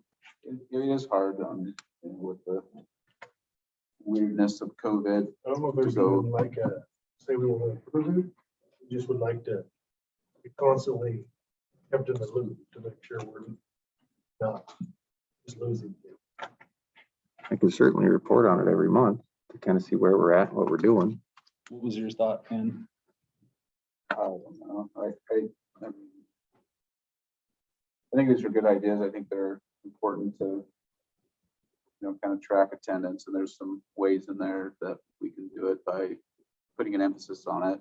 The metrics, the hard piece, I would say. I mean, do you have any other ideas, Steve, that, you know, you feel would be worth focusing on? The two that I came up with initially, those are the only thing I came up with for tonight. And I pulled up, you know, what you guys had looked at as board members you talked about in August. You know, I think Randy had stated he wanted to see, you know, improvement of maintenance outside school buildings and weed control. You know, Rob had stated he wanted to evaluate the worth of services that we have, you know, and look at the ESD, Harney ESD, what they could provide. Dan had said, you know, wanted to focus on retention of teachers and administrators with the emphasis on developing and supporting them. Wendy says wants kids prepared for the world and provide jobs for them to return to Harney County. Her goals to educate herself as a new board member. And then other items we discussed in terms of goals were like housing, daycare, grant writing, and recruitment. So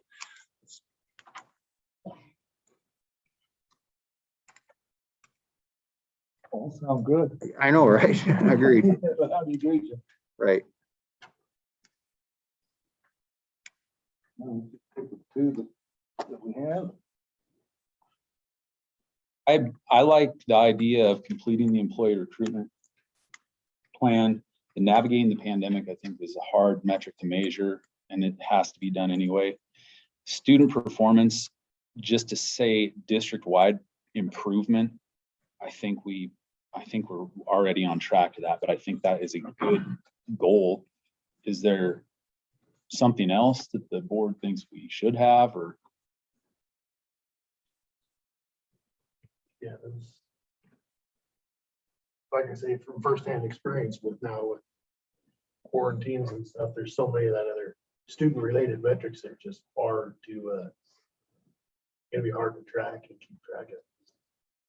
I personally would get my kids at home out of their control for a week, so. What, tracking student performance, like how could you gauge that? If there's no, I guess, are there standard testing on different grade levels right now still? What we would use here is the iReady data. And just iReady? Yeah. And you think that's comprehensive enough to make that kind of judgment, or is it more just? I mean, you could certainly look at it as improvement. And I think it's when you start looking at student data with an iReady, are you looking at natural improvement? I mean, because I think over the course of the year, they're going to improve, but it's like, what does that baseline look like? Do they improve as they should, or do they increase their grade level performance over time further than what it's expected? You know, is that growth more than a year's growth at the end, or is it a year plus, you know, a half? It's going to be a little different for all kids. I mean, because I mean, that's going to be honest. I could say we're going to improve because our kids are coming to school. They're going to improve. But it's like, how much are they going to Is improve? that ready to stay? I mean, is that something that you guys plan on using for 5 years? Yeah, you know, there's several different assessment programs out there for students, honestly. iReady is one of them. There's probably, I would say, 5 or 6 but iReady's one that we're comfortable with. We're using. It's nice to have the same program like that year in and year out, so you could at least have some Well, that's common the thing, data. is we can get those common Yeah. going. Mhm. It's weird again with COVID's gonna be a weird year. You should see a lot of growth this year from last year. So it may not mean a lot, but it would be good to track that and, you know, maybe make that a little bit more robust. So that and have that baseline and keep tracking year after year. I can certainly share out the details of iReady for the district-wide at board meeting. So as a board, you're up to date on where we're at with student performance. All right, so will that work for the goals? Yeah. And then we'll need to have an executive session next time to have a check-in. And we also talked at our work session about having a work session in November. So and maybe this is the time to talk about, do we want to try to have a work session an hour before the meeting, an hour after the meeting? Maybe don't make it a grueling meeting like this one that drags on. Does that mean you're talking about meeting with the principals kind of informally like you did I before? think, Yeah. Yeah. So maybe an hour ahead of time. that worked for everyone. For that. Okay, we'll meet before. Before the meeting? Sure. Okay. And then 2 hours after. just, All right. I'm out. All right, we've got the goals, then got the superintendent evaluation process, good. Do we need to have OSBA facilitate our check-in next time? Is that part of their service that they provide? I think so. I think- Maybe we better hit them up. Yeah. I think we talked to our consultant. He was willing to come in November, wasn't he? Yeah, come or at least be here via Zoom, yeah. And maybe that'll be a moving target because we have that work session planned an hour before. It'd be convenient to do the executive session prior to, but we've got the work session. So if they can be flexible with what time we meet and we can just, if we need to hit a certain mark, say at 7 o'clock, that's when we're gonna break, that's fine. Sure. All right, number 15, ESSER fund potential usage. I put this on your agenda because it, with ESSER 2 funds, we have about, well, it's almost $1 million, 950,000 essentially, to be spent. Pretty narrow items from what you can expend the funds on, obviously. One item that's come up that's a fairly sizable one, you know, it costs you around $600,000 here, is an audio enhancement system. So before I talk too much about it, I want to share a video with you so you can kind of see what it's all about. 900,000. That's the total for the ESSER 2 allocation.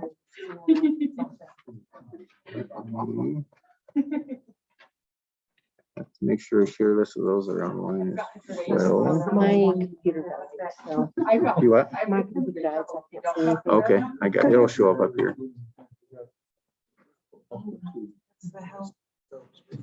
That is a hell of an audio.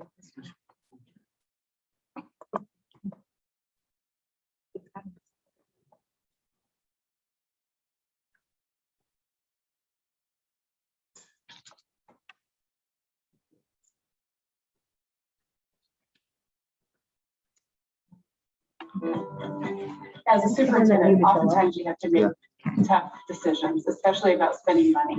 We were looking to replace some antiquated systems that ran our bells and intercoms, in addition to classroom technology, audio systems within those classrooms. The main catalyst was the new opportunities that we were faced with and the new vision of how we can provide access to our kids to increase instruction. Audio enhancement is a system that can be integrated at different levels to improve the classroom and instruction and what we do for kids. As an educator, audio enhancement was the obvious choice as far as which direction we wanted to go to make these improvements for our district. With the audio systems, a teacher can wear a microphone, speakers and an amplifier will be placed around the classroom. Every teacher's got a lanyard with a microphone that is part of the amplification system. Every morning I come in and I turn on my microphone so that I'm ready from the get-go so that students can hear me as soon as we walk into the classroom. And honestly, none of our staff operate without it. It's that effective. The equity that's created is that the sound feels like it envelops you. Kids are engaged. They can see the teacher, they can hear the teacher, and they know what's going on. There's no big learning curve. It's plug and play. So this is pretty amazing. The SAFE system is a button built into the microphone that can be pressed in the case of emergency to alert administration. I can just push the 2 buttons on the lanyard and actually tell the office that I need help. It alerts us in the office, automatically turns on the camera in their room, and then we know exactly what's going on. We can either go down to the room, or we can, go into a lockdown or whatever we need to do. Safety embedded in everything we do, and so it's just another layer of our commitment to make sure our staff is safe, our students are safe. We're pretty spread out all over the eastern side of the county, so communication is key for us, even between our districts. Last year, our intercom systems at the schools, it would work some of the time in some of the classrooms. Our previous system was dated. We've all heard the Charlie Brown intercom system. That's what we had in our building. Epic Intercom System is an IP-based solution for intercom, paging, and bells in a classroom, corridors, hallways, exterior, and any other common zones you may have. So it's all one system that's integrated into a building with the touchscreen monitor in the office, easy access to call classrooms. If the 6th grade wants to be on a different bell schedule, they can change their bell system at the push of a button. If we want to page just a classroom, we can do that as well. It's absolutely amazing. VPath system is a camera that can be placed in the classroom. It serves multiple purposes. We learned from 2020 that we need a simple, easy way to record lessons and share video with our students. What's installed in the classrooms is a camera system that teachers are able to turn on and off at will. Whenever a teacher wants to film something, it's just the push of a button and the camera comes on. With that being in the classroom, they're able to record lessons and then post them on some other technology we have in the district where students would have access to that, and parents as far as that goes. They also have the ability to record themselves and critique their own teaching or lessons that they're doing for the students. The teacher has a great lesson that they're doing or have prepared. They can record it and share it with their colleagues. It's a great tool for PLCs and sharing information. There's so many components of this system that can really have a positive impact with kids. It creates a fuller, richer learning experience for the students. With the audio and the video and the security features all bundled together. That makes it a successful system for us. I'm so grateful that we have it. It just makes it so much better for teachers and one less thing that they have to worry about.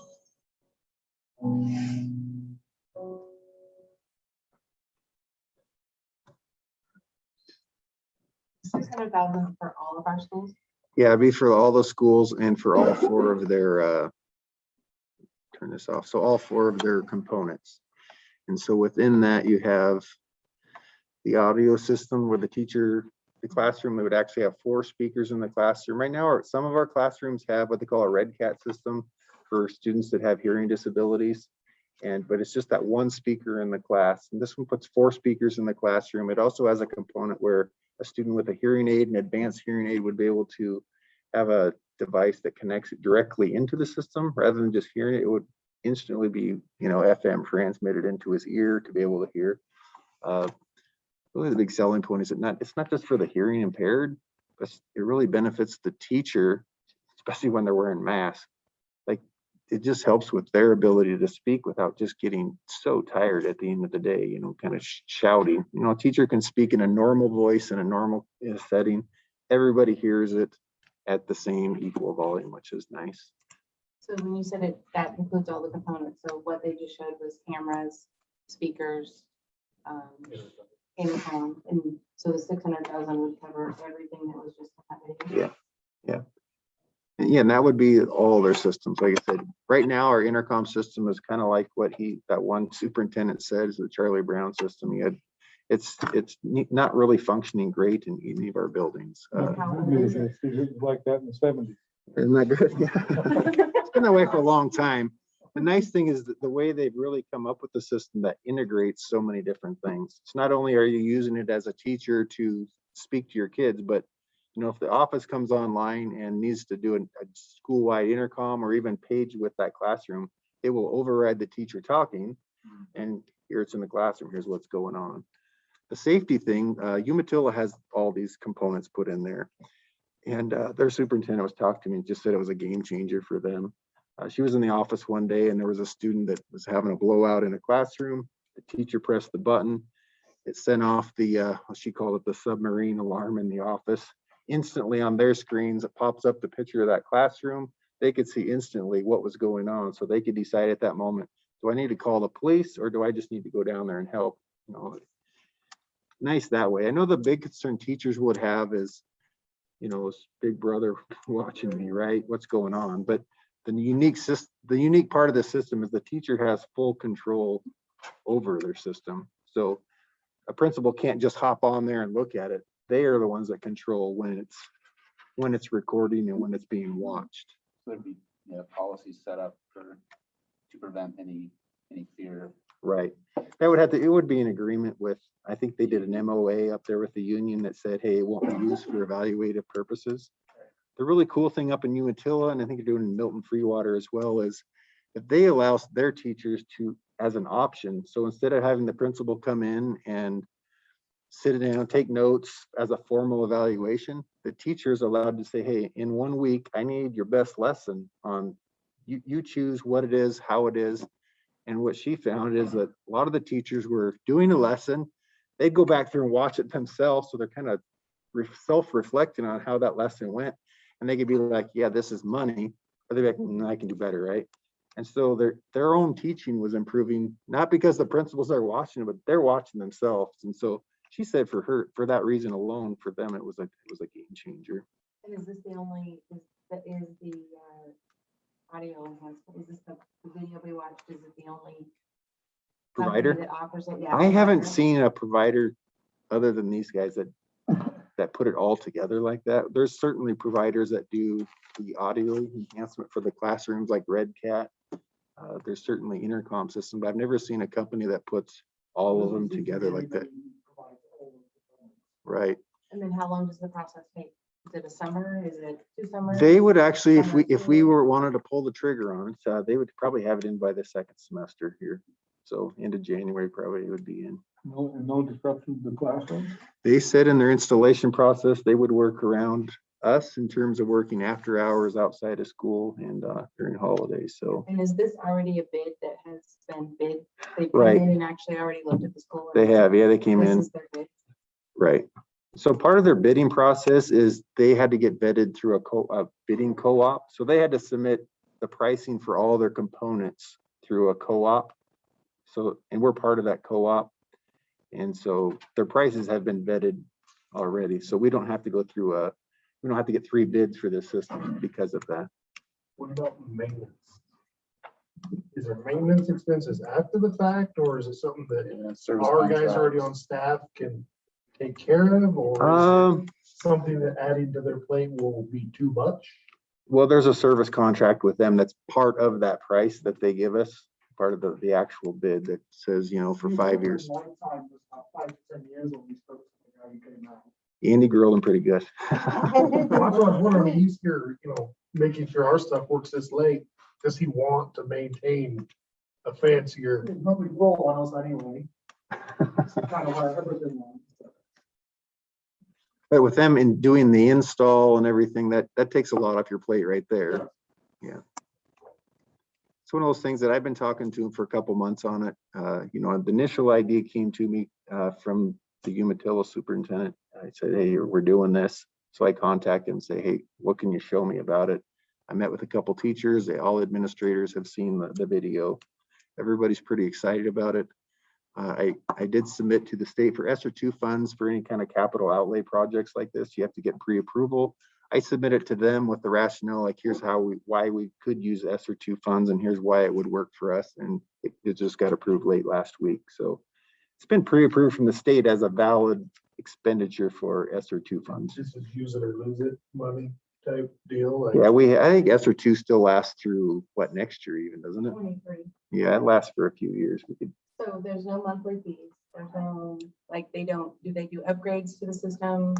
do we have so many upgrades, or is there such things as upgrades to the system? And so, because obviously it runs. You have to purchase them as and when needed. Oh, okay. And did you get pricing on the service contract, like an annual service contract? Yeah, there's an annual service contract that would be built into their final pricing. I said, hey, if I get this, I want a 5-year price, basically. That would be included. So we could make sure we could get pay for it through ESSER 2 funds while we can. You know, once the first 5 years are over, then we'd have to sit down and figure out how do we pay that annual fee to them. Did we get an idea, or did you get an idea of how much a typical annual fee would be if we? Was it $5,000? I want to say it was about $5,000 for their annual. Basically, it's to cover the server and the video portion of it. That's really the biggest part, is they maintain that. So microphones, the lanyards that go around the chest, all of that stuff is pretty minimal, or as far as cost yearly. I mean, I would assume those could potentially get misplaced, broken. Yeah, those, I don't know if they're minimal, but I mean, they're items. We're what we are. I included in the quote was to make sure that if we have classrooms that don't have a teacher in them now, but it potentially could have a teacher in there, I included those classrooms as well in the quote, because I want to make sure if I just do the bare minimum this year, I increase a teacher, now I got a classroom without the system. So we made sure we put it in all the classrooms, elementary, middle, and high school, that had the potential of having a teacher in there. ESSER funds are very specific about how they can be spent. Just out of curiosity, what would the number 2 choice be? What would be the next best thing if it wasn't this? We've talked about it a little bit. Now, it's one of those things where we need to sit down with the board, with the community, with teachers to see, hey, what are our needs within our community? Because beyond the ESSER 2, we have ESSER 3 funds that are even, I want to say we're about $2 million that we didn't throw in our budget for this year that we have available to us. For those, I would think that makes the most sense for our district is our HVAC systems that qualify when it comes to COVID. And that was one of the things that have better air quality, better safety measures in terms of your heating and cooling system. So I would say my number 2 choice would be looking at our HVAC systems. How can we improve them and use federal funds without having to go to our voters? I mean, that makes a lot of sense. I don't know if this is a question I can ask, but for you guys, as far as this system, do you feel that it's something that you need to have? I mean, that it's very important, you need to have. Yeah, I'll give you an example. Slater right now say that we need to go in lockdown. The only way that I can signal to all staff to go in lockdown is to go on and do a page over the phone. Well, guess what it does? It actually, it goes on the emergency line. And so if any person in our school is on the phone, that message is going to whoever's on the phone. So to me, it's a huge safety issue. We have an old PA system that was there before I went to school there, and most of them don't even work in classrooms. So to me, and I had, I think, 4 teachers across grade levels sit in and kind of look and watch the video and do a kind of a, I don't know, professional development with the company, and they were all super excited about it, especially with masks and also with our little kids with hearing and enunciating and all those things. A lot of our Red Cat systems in our classrooms are outdated. I know that Tech had looked at trying to replace them and get more. They're super, super expensive. So looking at these with all of the parts that they have, it's a better deal. I got with a system that didn't have the camera in it when I was in Ontario. It was the best thing ever.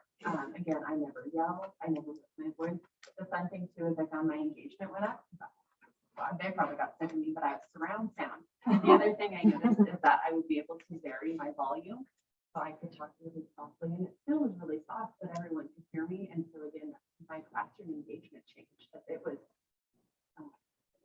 cool. And from the special ed world, I think the amount of services I think that we could even complement a system like this with, I think it's huge. We do have students who have hearing aids. Again, and I think of all the other things. Well, if it could describing it for a student, it could, and there's so many, I think we could really build a lot of services into it. A lot of the younger teachers too are, I'm talking to some of them, are coming to us with experience using this technology already. So that's the one thing I talked to a couple of our teachers, and they've already used them through their student teaching experiences, universities. They're already used to it. As far as being able to record and post a lesson, I know that my whole math thing. The kids like that because if they were going for sports or they were ill, they were able to access the information. So that's, and I've gotten, some people are concerned they'll make kids, but in talking to the kids that with requirements in place, they want to be in school. They don't want to be at home, distracted or away from their friends. They want to be in school. So, but this just adds another layer of a layer for us as teachers and administrators to get the information out to the kids, especially if they're home ill. The only other two questions I have is how long has this company been around and what is the longevity? Obviously, we have intercom systems in our schools that sound like they've been in for 60, 70, a few years. What is the longevity? Yeah, and I of didn't this want to give you system? the boring details of them, but they're actually a company that started by a mother that had a student that was born with hearing issues, and so she said, and they did a big video. You what? It was late 70s, yeah, and they wanted to put her son in special ed, and when you're in higher school, special ed instead of a service back in the day, it was a place, and so they wanted to put her hard of hearing student in the special ed room, and she's like, that makes no sense. And so at the time, they started their family business. She initially just said she created this device by going to Radio Shack and came up with this thing, right? And because of that, it just evolved, and so their family started the business in like probably 1980. And super solid. And you watch their they've got a promo video that kind of talks about their business. It's family run. They've been in business a long time. Every day. How long will this system last in our schools without having, or do you replace bits and bits, or do you, how long is it? It's, kind of like buying a phone. As soon as you get it, there's a new one that comes out. And we asked that. They thought, it's a solid 10 years for sure, before you're going to have, the speakers are going to last longer. I mean, we have speakers that are original speakers in Slater right now. So your speakers part, but your other hardware, microphones and things like that, that's going to break over time, and you're probably going to have upgrades to the system. But I think because it is all wired and it's dependent on servers, as technology improves, I think you're going to be able to replace servers and replace the software that goes with it, upgrade. Possibly help in recruiting.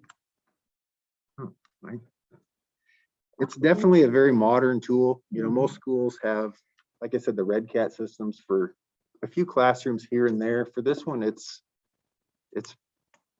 state-of-the-art technology that reaches not just your kids are on IEP, but it reaches every single one of your students. So I think the impact it would have on our district would be great for students, staff, and parents. Their big selling thing, they had one video in a promo was all about the pandemic, right? If you got to go online, well, we're really honestly not too excited about going to distance learning and broadcasting like that.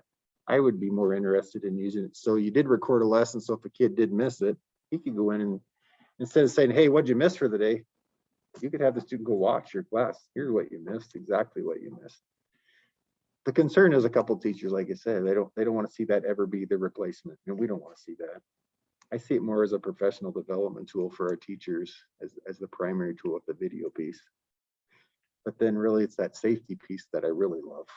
To be able to have that camera, be able to pop on when something's going on, the teacher to be able to reach out instantly is huge. They don't have to get on their cell phone, they don't get it on a phone, no bells. I mean, hand bells, they can get somebody's attention really fast. I want to just, I'm sorry, I'm out of place, but I just want to tack onto it, and I'm using an example. But when I was teaching, anytime I had a chance, I would video, and I always had my parents, if I could find a way to have my parents have a window into my classroom, especially with COVID, it supports the parents just as much as it does the kids, because with COVID, a lot of us we're teaching the parents how to be substitute teachers at home. And this is as a parent and as a teacher, well, when I was teaching of littles, that would have been a huge, huge tool to support my parents. And they wouldn't call me crying, you know, I don't know if I'm teaching this right. And, you know, you're giving the explanation. I don't want you to be the teacher. I just want you to be the facilitator. I just want you to help make sure they can access it. This just makes it that much better for both. Humongous. I make a motion to do it. What do we need to do? I mean, it's, I just want to make sure, I mean, it's a, Because I think it's general consent and. yeah, that's fine with that. I just wanted to make sure a purchase of this magnitude that you were aware of it and were on board with it, so you didn't get blindsided. Like I said, we included some teachers in on it to get their feedback. After we met with the teachers, they had additional questions I fired off to the rep to make sure that their needs were being met by it. And it feels like it's a great investment in our schools. It's a capital outlay project. It's something that will last for years in our district. And I think it will be an attraction for new teachers to come in to say, hey, here's this new technology that we can offer you.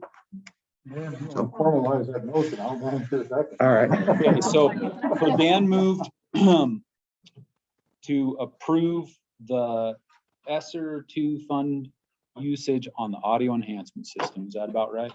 Perfect. Seconded by Randy. All in favor signify by aye. Aye. All opposed, same sign. Motion passes unanimously.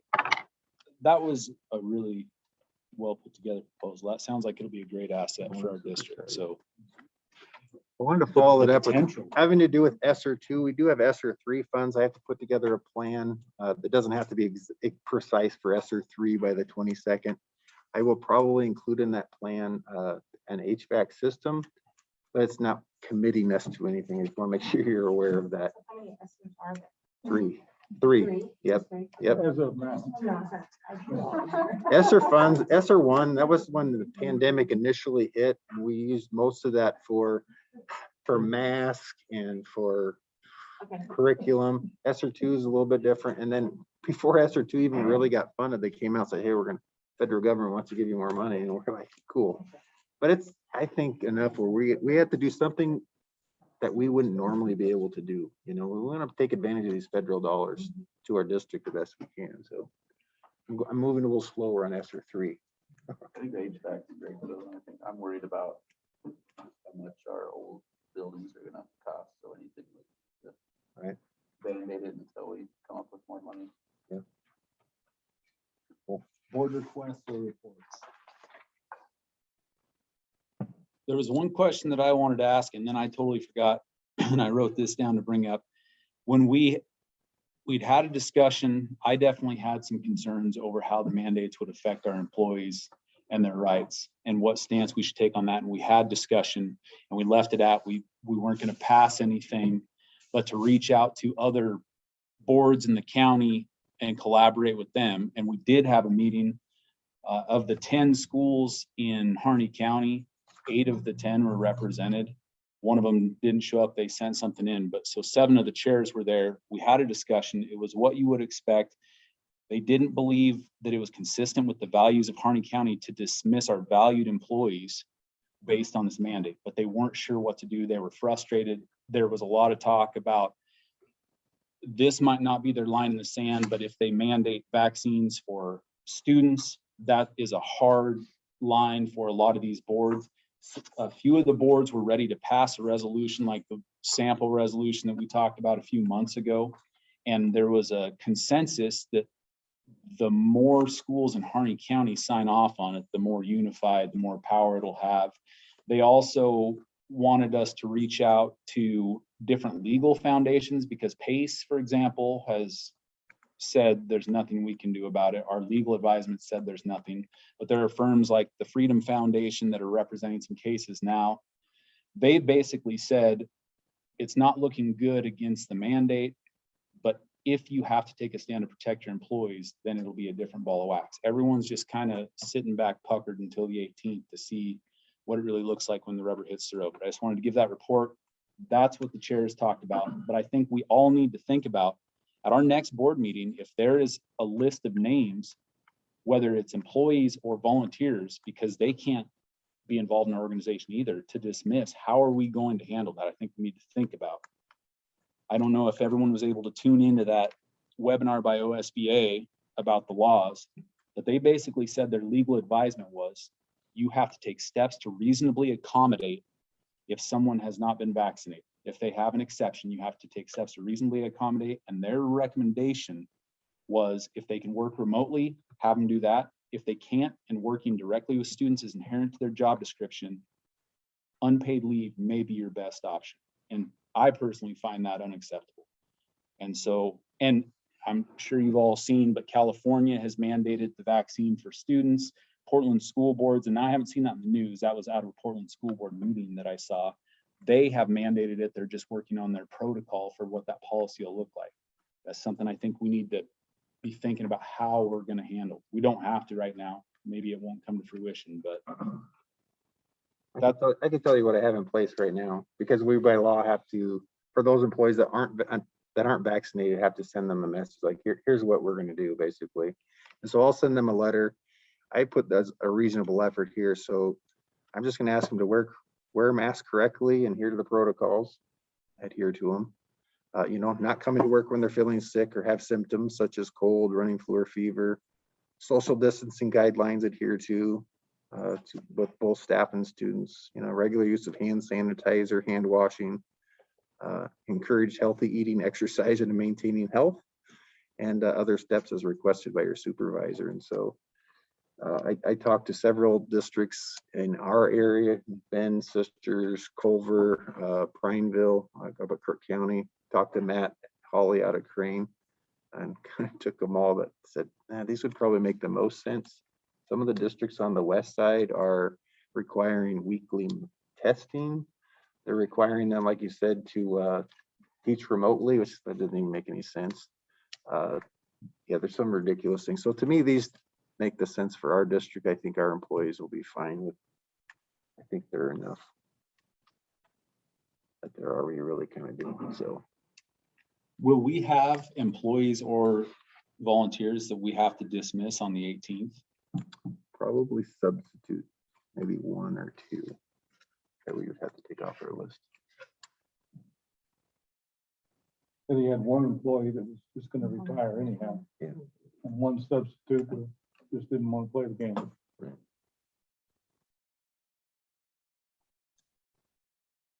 Is there any other discussion, or do you want to wait until next month when it gets real gritty? All right. Let a few more courts rule. I think you'll see some other movement, some other districts that they'll take the lead on this one where we don't have to. All right. Well, if there are no other burning desires. I mean, it's not 9 o'clock yet. You sure you want to be done? Well, we're not done. We have executive session. So let's break for a 5-minute recess, and then we'll reconvene in executive session. Thanks for coming.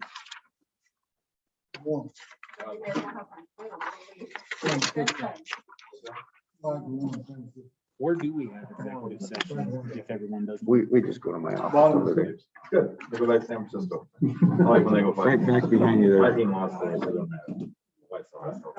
They didn't look very good. Even the game they won, they didn't look very good. So,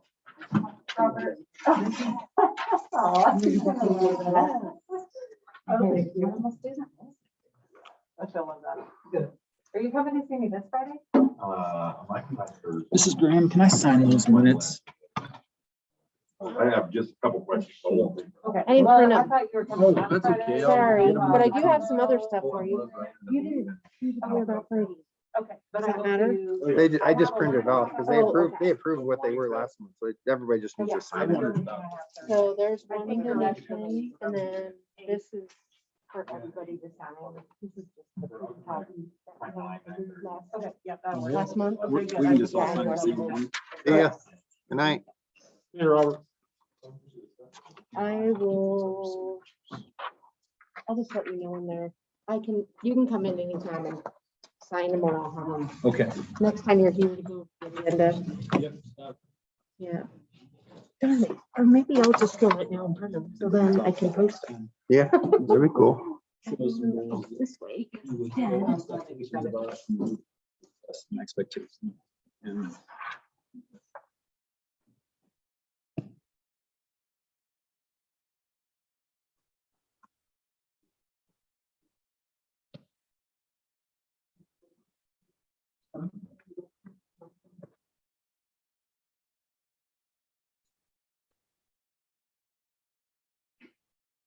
I assume I could say, Mr. Quick. No. Oh, shoot. There wasn't the stuff, because we talked last time about you putting some stuff together on the ESDs, but was that the stuff that was included with the student services? Well, And then that's what I put on the Yeah. screen. Yeah. there. And the stuff you printed off. Okay. yeah, that's what I put together. And that was, I didn't get it in the packet. No, it's all right. We just, Yeah. That's right, there was the yellow thing. thanks. And I did have some questions, but like what Apex was, Oh, yeah, that's, and at the time that was the IUP software. yep.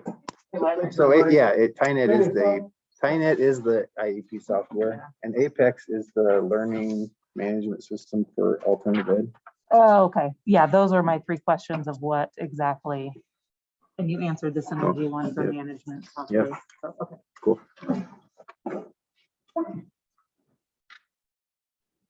I guess it's three, was gonna be about 2 million. Yeah, And we might have some left from ESSER two. we still have a little bit left in ESSER one still, I think. Changes. I think get the building, I mean, surely you got all kinds of requests. for And building. so in order to get it, to use it for capital outlay, you have to get it pre-approved through ODE. Yeah. But they're saying you have to really tie it into the pandemic, basically, like HVAC's an easy one. But you say, you need another classroom, you could add on your building, I guess. That would be a stretch. But, you know. I think they've been fairly lenient though at OD on what they've approved, if you have a decent enough.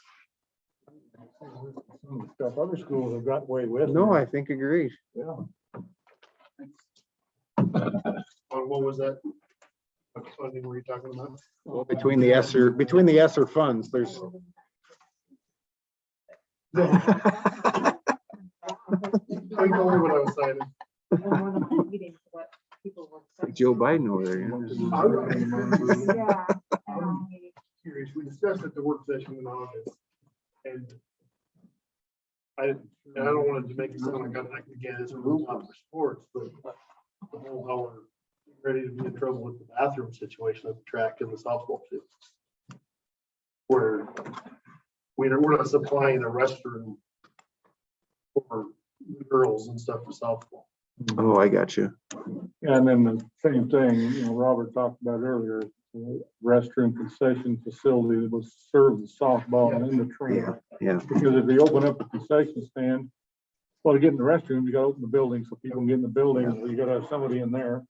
Isn't there some Title IX implications or something It like has that? potential. It's nobody ever brought it up, and Oregon doesn't have, I would say, a Title IX officer at ODE that's super like micromanaging. There's room for one, and Yeah. you know, water and sewer would be there. So just a matter of seeing if we can get stuff like that approved. I think we should put that, maybe discuss that in the work session if we have the opportunity, because we started that discussion at our first work session. Yeah. Kind of facilities. See what we can do. Can we have some SIA funds or whatever? You can sign Thanks. too. Could be used for that. Any company that run out of our back. I don't think that could be in this. Yeah, I don't know how they justify ESSER so much. SIA probably, maybe a little bit more. Yeah, I have a few past videos I have to watch that talk about that. So if they have a list, Yeah, that'd be great. Session. Softball. All right, can we convene this executive session? We need to wait for Mrs. Graham probably. I don't think we need to go to a special room. No, we can stay here. Sure the camera and stuff.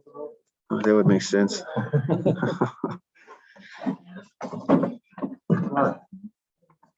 Broadcast, I think the only one on there has some like. She was just checking to make sure he was really still here because it's been so long.